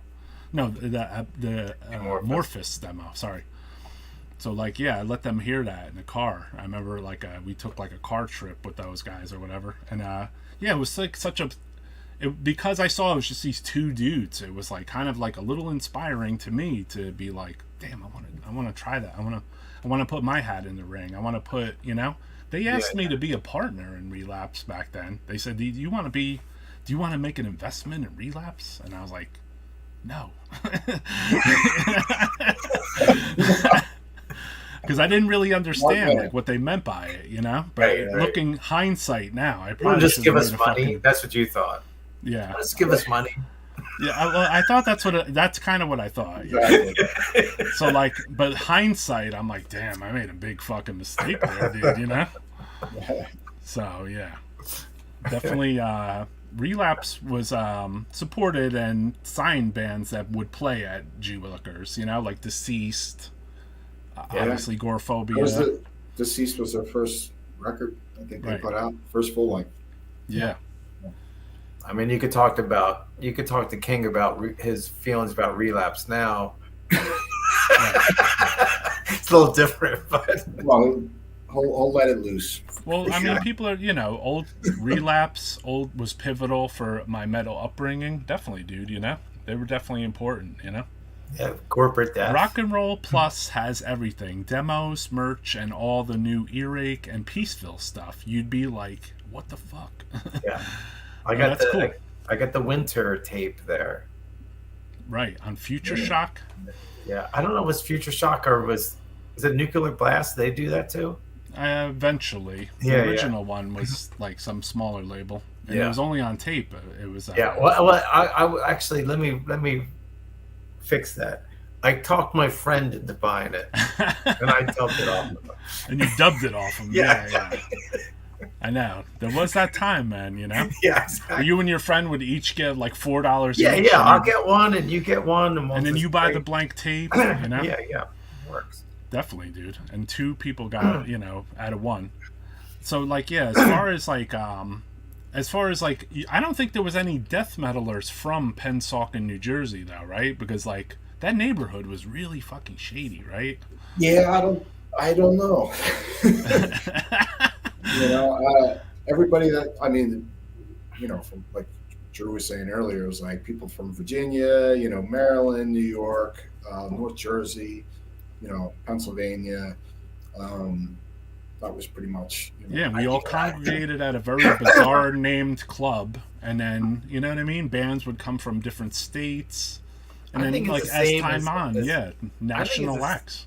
Yeah, I don't think it's much different than what happens now. It's like, no matter what neighborhood a venue is in, when all of a sudden a bunch of weird people descend on it, you know, everybody just seems to be like, all right, just let them do their thing and mind our own business here. You know? Yeah, I agree. Especially it was when a there's stone's throw hundreds from of them. Camden. Exactly. And Camden was like a dump, dude. I sort of, my memory of that place is like, it was almost like, I mean, this is my memory of it. So it almost felt like it was like off the highway. Like you were mostly like in the back of it all the time. Yeah. Where you entered was like, felt like the back. Yeah, like, yeah. You know, You're right. like, so you're like, I don't even know where we are. Like, you know, I just felt like I didn't even know what was around. I had said earlier, like in fence this on the desolate one side. area. You know? Yeah. It was like a place. You felt like, was this like a go-go bar for truckers? You know what I mean? I think it was, dude. Just to be honest, because inside's decor kind of did kind of remind me of a go-go place for truckers. Yeah. I thought that Gut Wrench was their first too. Yeah, that was the first on the Relapse. So yeah, I think G Willikers was, and you know what? Like I had said earlier before you came on, Drew, I didn't even know there was a fucking bar at G Willikers, dude. Like, so I was young, and I go in that side door over there, and I didn't even know there was a bar out. I have there, no dude. memory of the of being in the bar. Bar was right here, then the club. Yeah. Oh my goodness gracious me! What's up, John?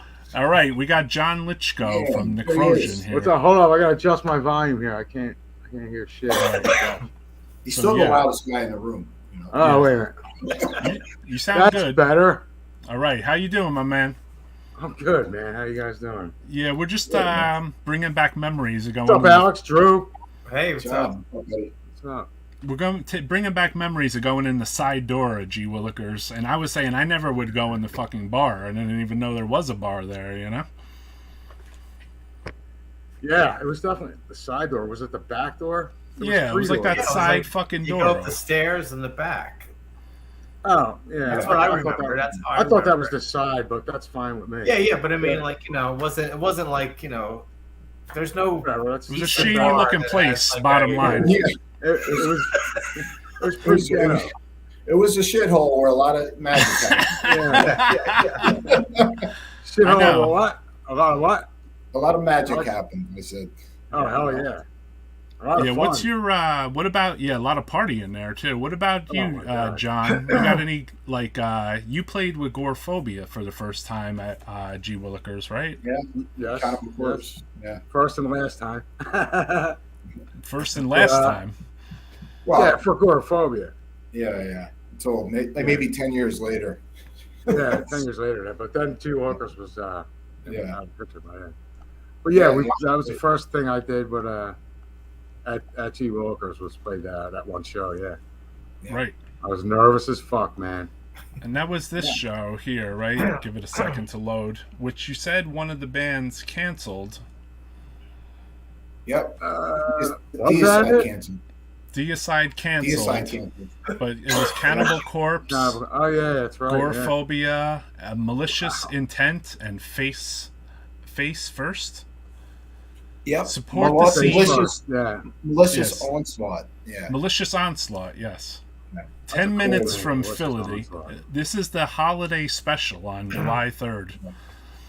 Now the Cannibal Corpse album wasn't even I never had that. I don't think I ever had that album, I think they were about to come up or something like that. Yeah, and Deicide, any reason why they didn't play? Did you ever get the reason on that one? That came up in a conversation not too long ago. I don't remember. Somebody said something for some reason. I don't know. And this was pre-George Fisher Cannibal Corpse we're talking, but George Fisher would go to fucking G Willikers because I would see him there, dude. Yeah. You know? That's he would right. be like hanging out, like, you know? Every weekend. Yeah, he was around. He would crash That's when he was a skinny guy with still the fat neck. Yeah. It was in his early stage. His neck got a little thicker, I think, all that.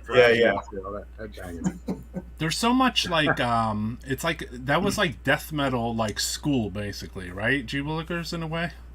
Absolutely. Because think of the people that were there, like like between Alex or Corpse Grinder, or the guys from Immolation were all the time down there. Guys from Mortician. Exactly.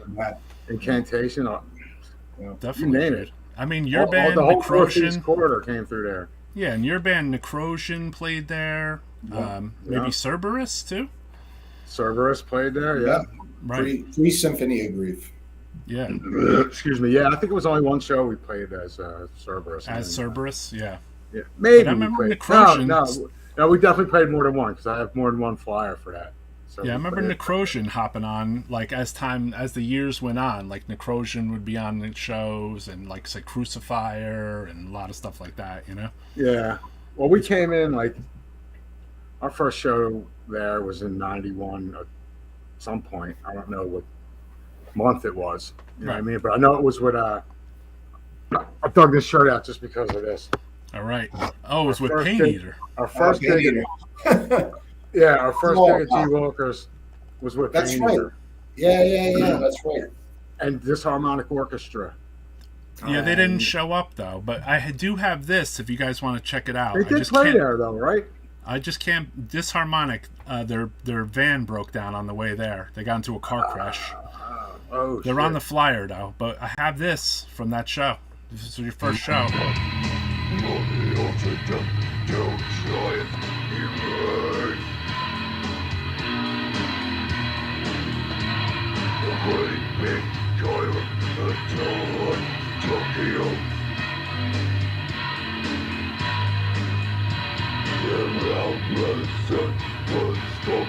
Destruction.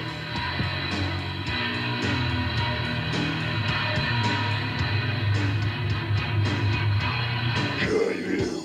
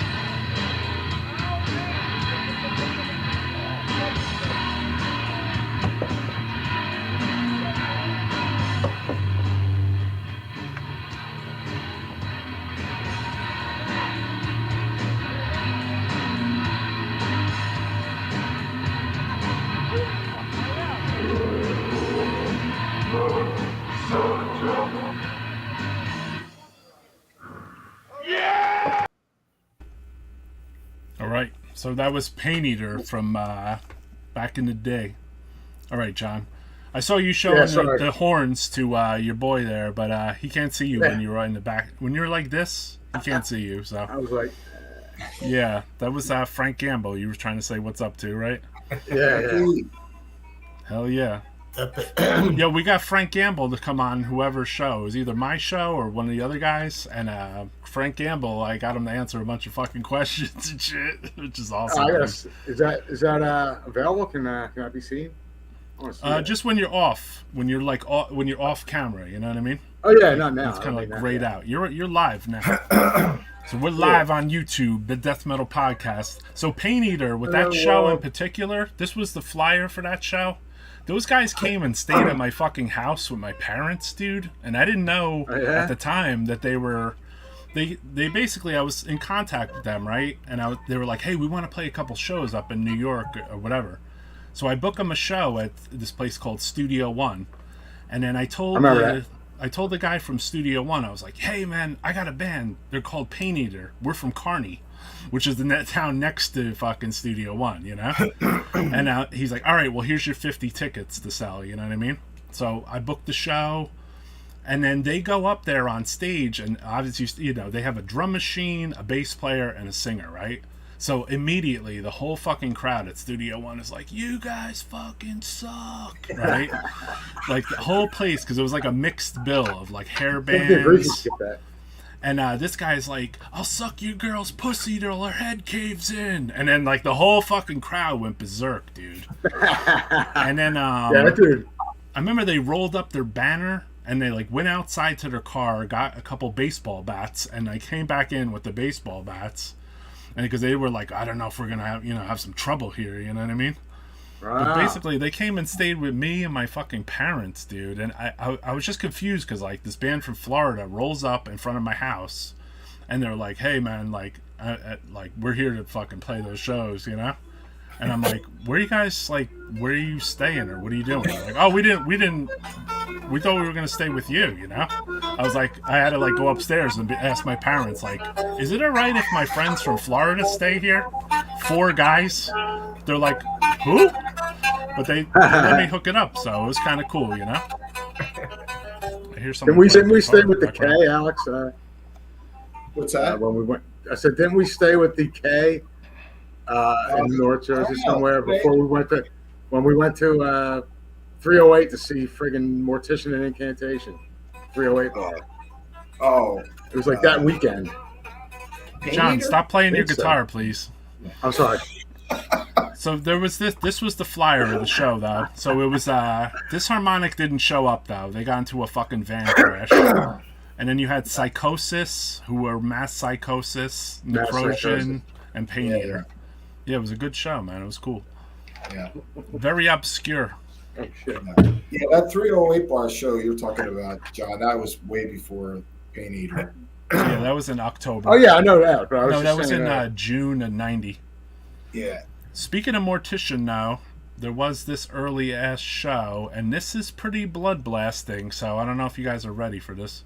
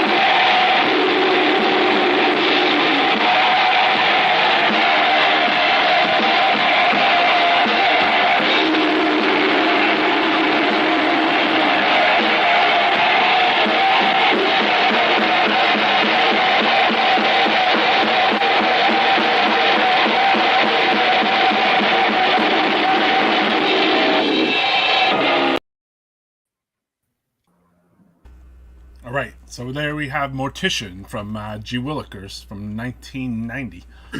Yeah, it was a little crusty. There was more than one camera shot of that, definitely. Definitely, yeah, Matt I mean, Sitcher there. and it was Matt Sitcher on drums because that was 1990. Cures the migraines, exactly. You know what, guys? That was a weekend Frank almost got beat up. All right. Thanks for having me, John. Great seeing you, Drew. Great seeing you, brother. Yeah, I'll see you soon. Cool, Alex. Thank you, man. Thank you for sharing your memories of G. Willikers. See you again soon. Okay, guys. All right, brother. Give the baby a hug. Yep, I will do. Is someone running a leaf blower? Yeah, that was some hard ass footage. That's why I said it's a little, you know, some of the video footage. Obviously, this was the time before fucking, you know, cameras and 4K, 1080. Really good shows. Yeah, I mean, I think comparatively, if you hear the sound, considering that they came off of fucking video cameras, not too bad, you know, for that time. Yeah, yeah. And John Sure, Verica wasn't scared to get right the fuck up there, you know? Yeah, that was probably his footage, right? That was Frank's footage, actually. Frank from Decay. Frank from Decay, yeah. Yeah. So there's, yeah, a few generation bootleg VHS. Definitely, dude. We've Easily, been there. yeah. Definitely. I mean, that's, if in a way, that's how we consume part of our fucking metal, man. Because, you know, I don't know. It sounds crappy. Sounds good, but the video is crappy. Yeah, and there wasn't soundboard tapes too much from G. Willikers. Like, that's why I was asking about the sound guy, because there's not too many soundboards from G. Willikers. I can't remember. They had a main guy there. I can't really remember his name. Damn, that guy must be famous because no one remembers his name. Well, Alex didn't know his name either. Your sound would depend on his mood. Oh, okay. So, you know what I mean? It wasn't always. And you played with Necrophagia there a few times, pretty much. And Goreaphobia that one time. Yeah, Goreaphobia one time, and then Necrophagia probably played there fucking, I don't know, like 10 times or something. Really? It was a lot. It just seemed like every couple of months. Or like every couple of months we were playing there. Was there a Symphony of Grief show there, too? There was definitely, I'm pretty sure. Yeah, there definitely was. I know there was one at Bonnie's, but I don't know there was one there, too. Okay. Yeah, I think I saw that. Okay, sure here we go. Frank Gamble says, I think his name was Tim or Tom. So there you go. Maybe. Matt Sitcher was a sick drummer who died too young. Mortician is heavier live. Their albums still rule, though. Definitely. Killer fucking blast beat. Yeah, and he was a killer dude, too, man. Like, he was... Yeah, he was cool as fuck. Yeah, he was like a fucking... I don't know. Like, he was like a wild animal that you let out of a cage, too, at the same time, right? Yeah, so like he kind of had a hot streak in him, you know. So like when you hung around him, he was kind of like, I'm gonna kill someone right now, you know. And then he killed it on the drums. Totally, dude. I got a good story about Matt Sitcher. What you got? If you want to hear it? Sure.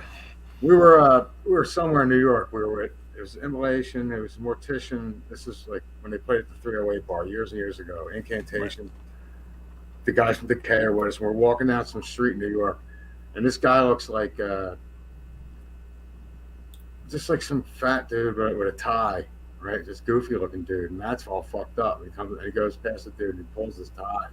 He pulls down on the tie, and the guy kicked him in the balls. Turned out to be a cop. He was like this undercover cop. Oh shit!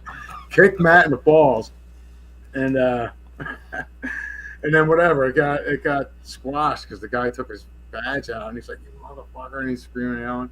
But then it just got turned into, it was nothing after that. It was just a moment. Well, there was something going on because not let him go. It wasn't a big deal. Huh? Yeah, I went to that show, right? And then this I remember this is the lowdown, and I had asked Matt Harshner about this, who used to play guitar for Mortician. Like, he was at the show with the Spring Valley Death Crew, you know? Yeah. The pre-NYDM type guys. So, like, I remember, like, a lot of my Carney friends, we all went to the show. We never heard Incantation or Mortician. We had heard Snag, and then I was like, oh, it's $5, and it's, this guy from Revenant sent me the flyer, so it's probably going to sound like some Revenant shit. You guys want to go? And I remember the premise of going to the show was, if the show sucks, we'll just drink beers on the street, you know? But then that was always the premise. Yeah, but then we went, and then I saw a Mortician dude, and I think that was like a life-changing moment, man, because I was like, it was dude, great. Like everything after that, like it matched, like it had to be like as heavy as like a Mortician, or I was like, I don't know, man, you know? Yeah, that's why I could tell really on here the Tiamat 7-inch sucked. Sorry, guys, but it's a good 7-inch, you know. But you know, the reason I was talking about that cop thing, after the show, right? The guys from Spring Valley Death Crew, they got into like a scuffle with a bunch of bums and shit. So there was like a big ass street fight in like this parking lot, and like this, all of a sudden, like a fucking army of darkness, like of bums and like hobos came out of like nowhere, and they were like trying to fight the Spring Valley guys, and then was it that night? Yeah, it was right as soon as the show ended. So basically, like, this army of darkness of bums comes out of nowhere, right? Out of, like, cardboard boxes and all this shit. And they come out to fight, like the metalheads, let's say. And then Matt said he body slammed some guy. I didn't see that. But then I remember being with my friends. I was like, yo, let's get the fuck out of here, bro. It seems like it's getting a little weird, you know? So we were leaving, right? And the New York City blocks are pretty long, you guys know. So we were leaving. By the time we were leaving, we hit the end of the block. There was a bunch of fucking cops in riot gear, and they were putting fucking street, like, kind of like closures on there. Yeah. And we were like just walking past like the little closure thing. Yeah. They were like kind of pushing us out of the way. Like there was a riot going on down there, dude. Dude, there's always something crazy like that night anyway. Well, that's what I think the riot was. It was like the bums versus the metalheads, you know? It was crazy. Yeah. Well, that whole night, though, all kinds of crazy shit. Yeah, I heard some other stories about that night. I don't think we should talk about them on here. No, I'm not going to that. But that was just a night a night to remember. For history, yeah. So going through some of these old shows, I mean, yeah, you had Disharmonic Orchestra and Mortician, Goreaphobia, Immolation. I'm sure you remember some of these shows, John. I was at probably most of them. Yeah, Fatal, that one was the sickest one. Yeah, that was fun. Primeval, we didn't talk about playing down there too. And Apparition, who turned into Sorrow. And then Iconoclast. Yeah, I remember them. I'm really partial towards this flyer too, because it's like, it says something, what's more brutal than open heart surgery by canines? That's awesome. So I mean, it says that too. It's fucking funny. Hell yeah, Matt Sitcher stories where Mortician cremated rehearsal on YouTube with Matt on drums. He absolutely kills it in the rehearsal. What happened with his death? He he was high on PCP, and he would try to go swimming in a golf course, like the swimming hole that they would party at. And then he I think his feet got caught in the weeds underneath or whatever. And because he was I heard drugs, that too. He was on drugs, he didn't know, and he had drowned from that. So that was crazy shit. So let's get back. I would like to play something here that Drew mentioned offhand. I don't know if this is it, Drew, but good. Which first one? The first issue? Many magazine or whatever. Yeah, it came out kind of shitty. The quality wasn't that good. The second one came out better. It's alright. This guy's cool. Now we have one that's I'll get you one, man. I'll get you one. I'm here all the time. Alright, brother. Next time we play, I'll bring you one. Alright. I'm doing an interview here with Deceased, and introduce yourself. King Valley drums and 3 vocals. Very cool. So, where are you guys based? Arlington, Virginia. Arlington and McLean, Virginia. Mostly Arlington. 3 of us live in Arlington. And I guess it's Virginia. Can you give us like a history of the band? Yeah, okay. We started in '84. Me and Doug Souther on guitar, and I originally just sang. We looked for a bassist and a drummer. And then I went to bass before we found anybody else. I was playing bass and singing, and Doug was on guitar. And then we got Mark on second guitar. And then we had another drummer named Marcel, who's now playing with a band called Paramore. Lord, they're like a technical band, and we kind of got rid of him because he was more into like Iron Maiden and stuff like that. And I took over drums because I was kind of practically playing his drums anyway during our practices. And then we picked up our old bass player Rob, who unfortunately got killed 2 years ago in a hit and run accident. This guy hit him and picked up Les. Actually, it was 3 years ago when Rob, or early '88. Okay, early '88 when Rob was killed. And we picked up Les in the summer. He's been with our bass player. How's he working out? Real good. Everything. This is the seats right here. That's for it. So how many demos do you have? So we got 3 demos. 86 demo, which is called Evil Side Religion, which is 9 songs. Real bad quality. We're selling that $3. 88 demo, Birth Radiation, which is real good quality. Went to a studio on this one. 8 songs, $5. And 89 demo, Birth Radiation, which is 7 songs and it's $5. Do you have an address if I could write it down? 5953 North 10th Street, Arlington, Virginia 22205. USA. So you guys did a promo for Birth by Radiation? Well, what do you mean, the video? Yeah. We got about 5 of them. I kind of throw the gore clips together and dub the sound in, you know. Got nothing else to do at my house. I got that I'm a big horror movie collector. Yeah, what's that horror movie that's in it? For Birth Radiation? Yeah. Zombie. Zombie and the video Dead. Yeah, because that's filmed in Brooklyn, I mean. Yeah. Seen it? Yeah, I got it. Yeah, it's a good movie. Yeah, it's pretty cool. All right, here's a common question then. Who's your influences? Boy Bod, man. Definitely Boy Bod. Even though it's kind of hard. Boy Bod or new? All Boy Bod. Oh, yeah. I'm totally into new Boy Bod. Wow. You don't like the Boy Bod, you know? No too weird for you. I mean, I know they've changed their style, but I think they're still, you know, it's Boy Bod. Them and Black Sabbath. Big Black Sabbath, even new Black Sabbath, everything. Shit, the Ramones. I love the Ramones. These are like the bigger bands. Queensryche, believe it or not. Yeah, I heard you like Queensryche. Big Queensryche. There's fucking Les over here, man. He won't come in here. He's a fucking retard. Go on, jump in here, man. All right. King Fowley as a young lad there. King Fowley, yeah, he looks young there. Yeah, he looked young as hell, dude, right? The video I'm talking about is he's standing next to a fence, in front of a fence. Yeah, if you could flip me a link to my necroharmonic@gmail.com, maybe I could show it here. Yeah. So yeah, if you see it or it's available to you. Yeah, it's great. So he goes through in detail like the concepts of every demo, and it's just like it's just gold. The other thing is gold. I mean, everything that comes out of King Fowley's mouth is pretty golden, right? Yeah. I like what he just said in that video. He wanted to be in a band that was like Iron Maiden, like it was like a bad thing. like listen to King now. It's like, you know, like what? Yeah, or he speaks his mind, that's for sure. He said that he liked Queensryche and they were a deceased influence. Right. Which, I mean, if they are, they are. As far as vocals. As you said earlier, Drew, which is very true. Deceased, and there was other bands there that were doing some revolutionary shit in a weird way. Yeah. So like you didn't know how to take them completely. Yeah. You would see them play live, and you'd be like, "Damn, they're doing something kind of a little fucking different." You know what I mean? Yeah. Well, some of for me, I just felt like some bands were like the bands that I really liked were overwhelming. Right. Like so, they just kind of blotted out everything else. I was like, I don't know. I can't even hear other stuff right now. And it took me a while. And then like, I mean, I think it was like my God, I think it might have been the last 15 years, like revisiting like Deceased. Right. And being like, oh, I was wrong. I was way wrong. This band is awesome. They're great. Yeah. And like their last album, I love it. I think it is incredible. Yeah, they were always doing some different shit. Yeah, and I just saw them play with, I guess it was a year or so ago with Bulldozer, and they were incredible. Yeah, they've been doing some deep touring with the Bulldozer. Obviously, Bulldozer, that'd be great. The way is the shit. Yeah, that was a cool interview. It was in the G. Willikers' bathroom, as was the other Disharmonic Orchestra one.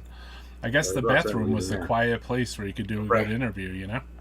October 31 did a great cover of Motley's Red Hot, too. Cool, definitely cool, man. So she showed that flyer earlier with like Death and Carcass, but my memory is that Death did not play though, right? Right, Death did not play. Yeah, because I went down to I guess DC to see that show again and see Death there. Right. With Carcass. Yeah, like the way it worked out for some reason is that Death and Carcass, they played at Lemoore the night before. Okay. And then I had gone to that, and then then that next day they played at G Willikers, and then Death didn't play for some weird reason. Yeah, I think they said it was too small or something. Yeah, and then, they were there though. They did a sound check. I'm pretty sure, dude. I'm pretty yeah. Oh, really? Something. Oh, Yeah. really? Maybe they weren't getting paid. Who Oh, knows? weird. Okay. Yeah, something Pretty was sure going I on. remember They that were there. because Carcass played. I know that because they were having trouble. Yeah, with yeah, the yeah, vocal yeah, pack. yeah. Yeah, we got did it without the we vocal got some pack. Carcass footage from that show to play, but there's no visual because there was an old video and I could see myself fixing my hair in it like 50 times. Yeah, that's on YouTube. The G Willikers. I'm pretty sure that G Willikers Carcass is on YouTube.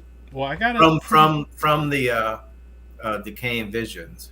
Yeah, I got this tight soundboard we're gonna play because I don't think I have that other one rocked, but if anybody wants to send me a link to it, let me know. Anyway, you guys, girls, ready to raffle?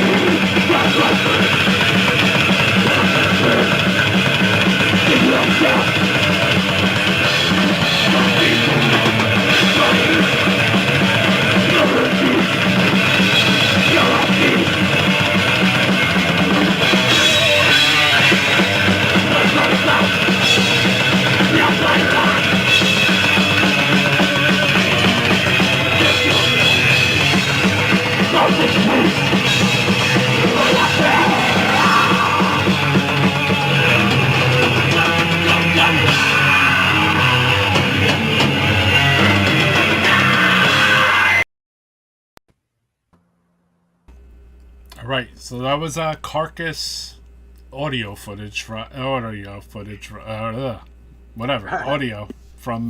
G. Willikers. That's awesome.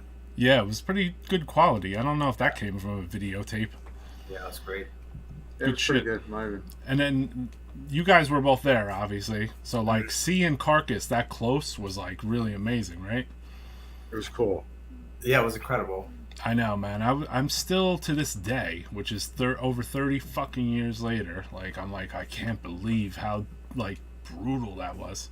It was played very like that album was great. Strong. That fucking Symphonies of Sickness. It's that talk about. I was saying earlier how like certain records blotted out everything.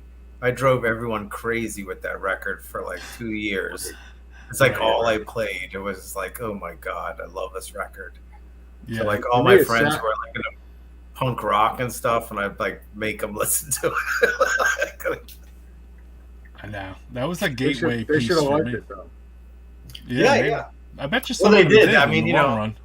Yeah, that's what birthed like a lot of the hipster metal people, I think, because it was so weird and it was so avant-garde. It was just the most out there kind of thing, you know.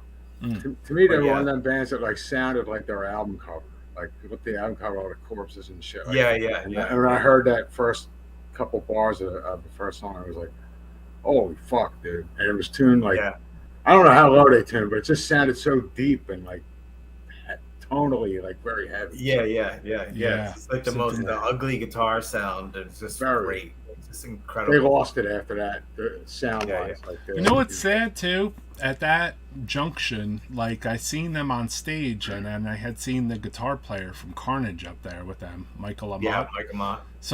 So you know, after coming off of that show and everything, I was like, yo, man, the next Carcass album is going to be amazing because the guitarist from Carnage is in there now, and I love Carnage. But then the next album came out, and it wasn't so amazing, man. Well, I'm one of those people. I love that album. It just was too polished. It was good stuff. It was but it's production-wise, it was. It's riff after riff after riff after riff. It's just like there's a lot of, you know, I mean, to each his own, you know. I mean, I guess because but I get it. I mean, I get it. I mean, like Symphony's just dirt. It's just so it's just because that was so good. It was just like I get and it. so I low get it. too. It's even tuned lower. Yeah. The tonality of the thing is just fucking dense. You know, right. And dirty, nasty. You know? I saw Death Pestilence Carcass tour at Fort Worth, Texas, at Joe's Garage. Cool, man. Definitely, brother. That's awesome. Too polished. I've never seen Pestilence. Yeah, Pestilence didn't play up in the New York area with that tour. That's why they didn't get into the country till the tour was about 5 to 10 dates in. So they did get it to Chicago. They got to Texas and Cali, and the rest of the country got Pestilence, but we didn't get Pestilence for some reason, which was super disappointing because like I was super into fucking consuming impulse and shit. Yeah, that fucking was great. I was way more. Cool riff. You know what? Even though Death played L'Amour, I think after Carcass played, I didn't even give a fuck about Death. I like literally, I guess maybe because I had seen Death. I was there more for Carcass anyway. Yeah, I felt like I was there for Pestilence and Carcass, and then Pestilence would play. I was like, you fuckers, you know? Spiritual Healing, I think Chuck threw a tantrum and left before the end of the tour. I mean, that's possible. There was some kind of European tour issue. Yeah, they had some kind of issues, you know? So I'm going to let you guys know in the stream now, early, 20 minutes beforehand. At 9 o'clock, the stream's going to end, and it's going to be going to like a part 2 version of this. And for you guys, if you want to come back on too, I'll send you invites, and then you can talk, and we'll talk more about G. Willikers. The reason I got to do that is because like YouTube is kind of like touchy. Like the longer the video gets, and then the more sound kind of pieces they kind of piece together, they'll take the melodies out of it, and then eventually they'll start blocking the stream a little bit. You know what I mean? Right. But if I cut it into like little chunks, like it's kind of a little better for me that I could just keep it running. You know what I mean? Right. Because I got other G. Willikers stuff to play and to talk about too. You know. This is a celebration of fucking G Willikers, you know? Oh yeah. Well, look, I gotta split. I gotta go eat and shit. But all right, brother. It was so great. Thank you, Drew. So great. I loved it. And Drew, right, take care. Yeah, we're gonna let people know too. Drew is gonna come on with me at some point. We're gonna do an interview with him. So I didn't forget that. All right, man. I'll talk to you, brother. Take it easy. See Thanks, you. Drew. See ya. All right, it's me and you, Lichko. Oh no. Hold on. Let me push Drew out of the stream. So that was cool. Drew Elliott, who's famed artist from the old Necrophagia, Season of the Dead cover. Yeah, he did all the Goreaphobia artwork. No Necrosion artwork with Drew and you? No. Well, I did a lot of my own stuff back in the day. I wasn't looking for somebody really, you know what I mean? But it would have been great. Yeah, he did a good Exmortis. I remember the Exmortis demo, Immortality's End. That's another G Willikers thing. I saw them there. First time I seen them live was at G Willikers. It was cool. It was pretty cool too. I remember I was playing a video game. They had some video game in there. I'm fucking playing it. And they went all lot. We played a live clip from it earlier. Dude, it sounded so good live, man, at that time. Like, I just got real into that show in particular at G Willikers. It was great. They were super tight, dude. Super tight. I'm going to play a song or two, and like I said, we're going to flip the stream into a different thing, because I have probably another, like, shit ton of fucking stuff to play. So this is Prime Evil from 1990, March 3rd.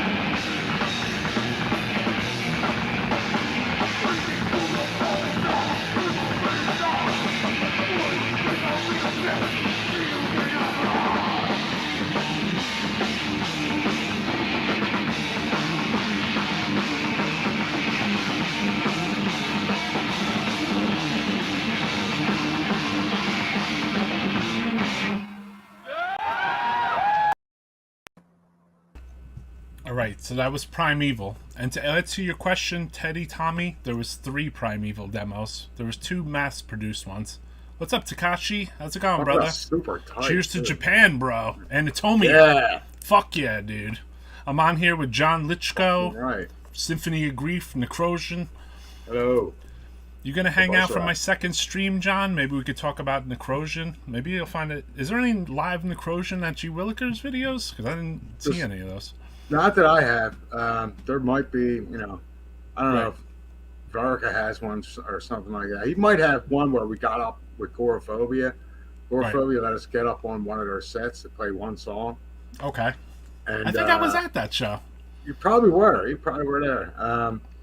Yeah, and we just used their stuff and we played the one song, and I think it was the only one. Actually, no. You only had one song back then, right? Didn't you have a one song demo? That's when we had Andy too. Andrew Markert from Symphony of Grief was in Necrophagia at the time. Right. And that and some other gig we played in Rhode Island were the only gigs that we played with that lineup. All right, Frank Gamble says, yo, real shit. Thanks for supporting Philly and the other locals. We definitely had our scene. It was fucking killer. You did, dude. Love you, Frank. And G Willikers was super important, man, to me. Like, it changed the history of my fucking life, dude.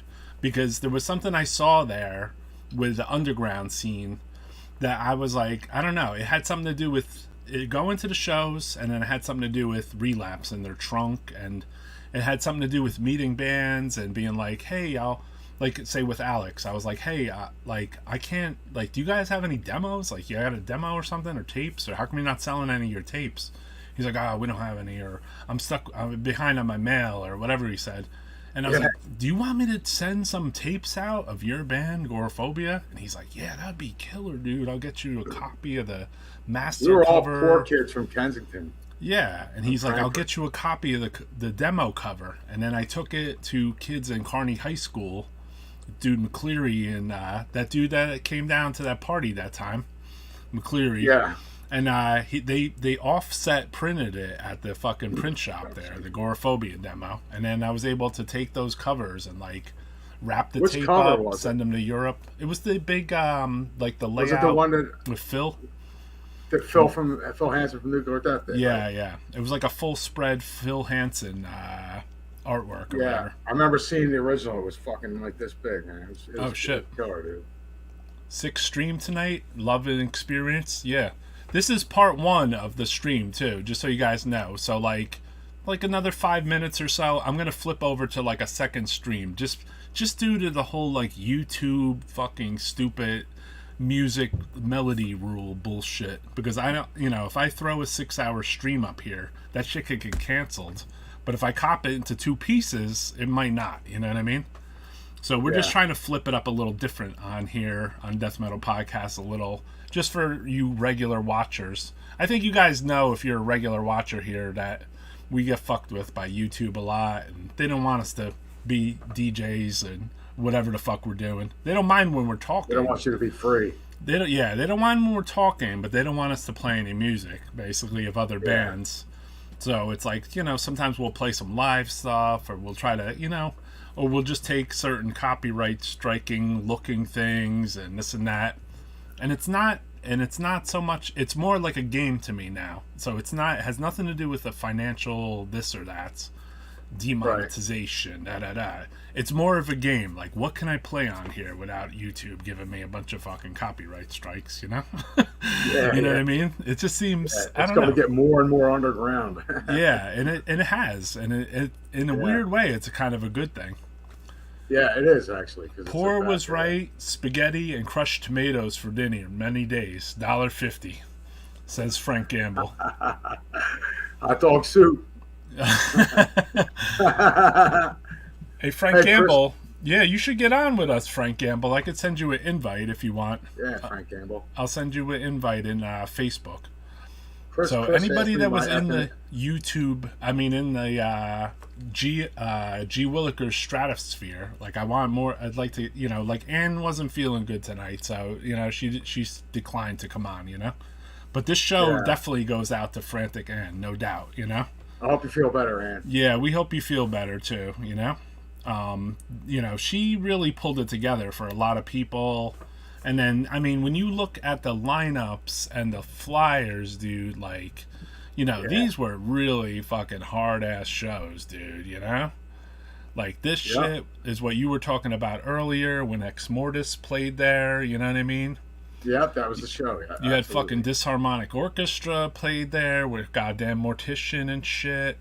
This is something we didn't even talk about with Alex that maybe I'll talk about a little on the next stream. They had got Goreaphobia had gotten their equipment fucking stolen and shit. So tune into the next stream in a few minutes, and then I'll tell people a little story about that. But yeah, as far as like the impact of the like G Willikers scene, you know, John, I mean, you're a byproduct of it in a way, and you're still playing death metal fucking 30 years later. I was hugely influential on my life since then, really. Yeah. I was always searching for something like that, you know, heavier styles of music and whatever. And you ever meet somebody there that joined in the band or something? Did I meet somebody there that joined us? Yeah, just out of curiosity. Well, sort of, because Frank had to leave the band, and then I was left with me and Dave Nidrist. He was playing bass, I was guitar and vocals, and then there was a band, Cemetery Earth, that played there. It used to be parts of Hazarax, right? And so, well, Jason from Hazarax, Jason Hildebrand, was involved with Cemetery Earth, and it had a drummer named Chris Glykowski. We needed a drummer because we had this shit coming up that we needed, you know, I needed to continue the band, you know what I mean? So I got Chris, and then the deal was Jason comes with him, so it was like a package deal. And then we ended up only playing one show with that lineup, and it didn't go well, and that was the end of it, but unfortunately. But we did put out we did record 2 songs, and we put out a 7-inch, the Prelude to Apocalypse 7-inch, right? Which had the 2 songs that they helped us record. So, and cool. This is great. You know, I'm proud of that. I'm very proud of that one. I talked to Jason before we like a day or two ago too, to see like, hey, you want to hop on, dude? Because you were kind of part of the fucking G Willikers massacre as well, dude. Yeah, love you. And, yeah, amazing lineups. Yeah, you jammed with a lot of amazing dudes, John. Absolutely, you're underrated, man. Brother. I'm a behind the scenes guy. I'm so underground that you know. You're underground. You couldn't even dig that deep. You couldn't even dig. He's underneath, dead from Mayhem's close. I'm under the underground. Under the underground. Yeah. So tonight, too, we had Chris Forbes from MetalCore Zine hopped on with us, Drew Elliott, Alex, and then, like I said, we're gonna do like a part 2 part of this, just to, you know, I can't leave it all as one. I would love to, guys, too, but definitely, you know, join our part 2, which will be in a couple minutes. So, and I have more video footage from G Willikers. You know, people's time frames too. I went on a little early. Maybe they can't make it. They come on later. You know, etc., etc. I'll send out a few more invites to kind of maniacs to who played G Willikers or maybe were fans or something. You know, I had asked Damien, who would go to a lot of the shows there. The guy who eventually went on to make the Living Dead dolls. He would always be at like the G Willikers shows. Who do you remember from your friends that would always be at like every G Willikers show that wasn't in a band though? I had some friends that I grew up with that used to come out to it and stuff. You know, like my buddy Wayne McGowan. I doubt he's watching or anything, but Wayne McGowan, Marty Killen, Ray Reaver. This other dude used to tag along, but he was kind of a douchebag. Like if anybody was going to get attacked, it was from our crew, it would have been him. Okay. Because he was just a shithead, you know. I won't mention his name, but okay. Yeah, there was a few incidents at G Willikers that he was he overstepped his boundaries. He was on the bottom end of a few boots. Okay. So listen, we're gonna end this right now. Everybody in the chat, hop into episode number 2. I'm gonna put the link in the thing. I don't know if it's clickable or not. We'll do that, and then I just have to take a minute or so to flip from one stream to another. And then John, I could send you another invite. It's a different. Yeah, just send it to my email like you did the last. I will. One, yeah, you got on I'll here take good with good sound too, brother. Yeah, good. Thank you. I made sure things were quiet. I'll take a little intermission. I'll come back maybe later on in the show. All right, brother. Thank you, man. Thank you. See you, bro. All right. So that was John from Necrophagia. And then I'm going to throw this link in the chat. I don't know if you guys will be able to access it. Let's push him out of here. So there's going to be another... No, it's not two days. It's just I'm going to do like another one afterwards. Like right after this. I'm going to shut this show off. This G Willikers part 1, and then we're going to do G Willikers part 2. And then that way you guys can come and check out some more G Willikers stuff. I'm doing this because the YouTube gods, they don't seem to like when we go too long, you know? So, I don't know. Can you guys open that link or not? But if you can't, just go to Death Metal Podcast, and then we're going to be live on second part 2 of this, basically. I got some more videos, maybe some more guests, maybe not. Maybe it'll just be me. It's all good, though, you know? So I'll see you guys in about 2 minutes on Death Metal Podcast. Thank you for tuning in for part 1. I hope you guys liked what you saw. You know, you definitely had some maniacs on here. People that live this shit. And then we have a bunch more videos we're going to play that are from G Willikers. And then maybe we'll have some more guests. We'll see what's up. I had talked to some people in different bands, and a lot of people had prior commitments. So I'll see you guys in 2 minutes on my other stream. Death Metal Podcast.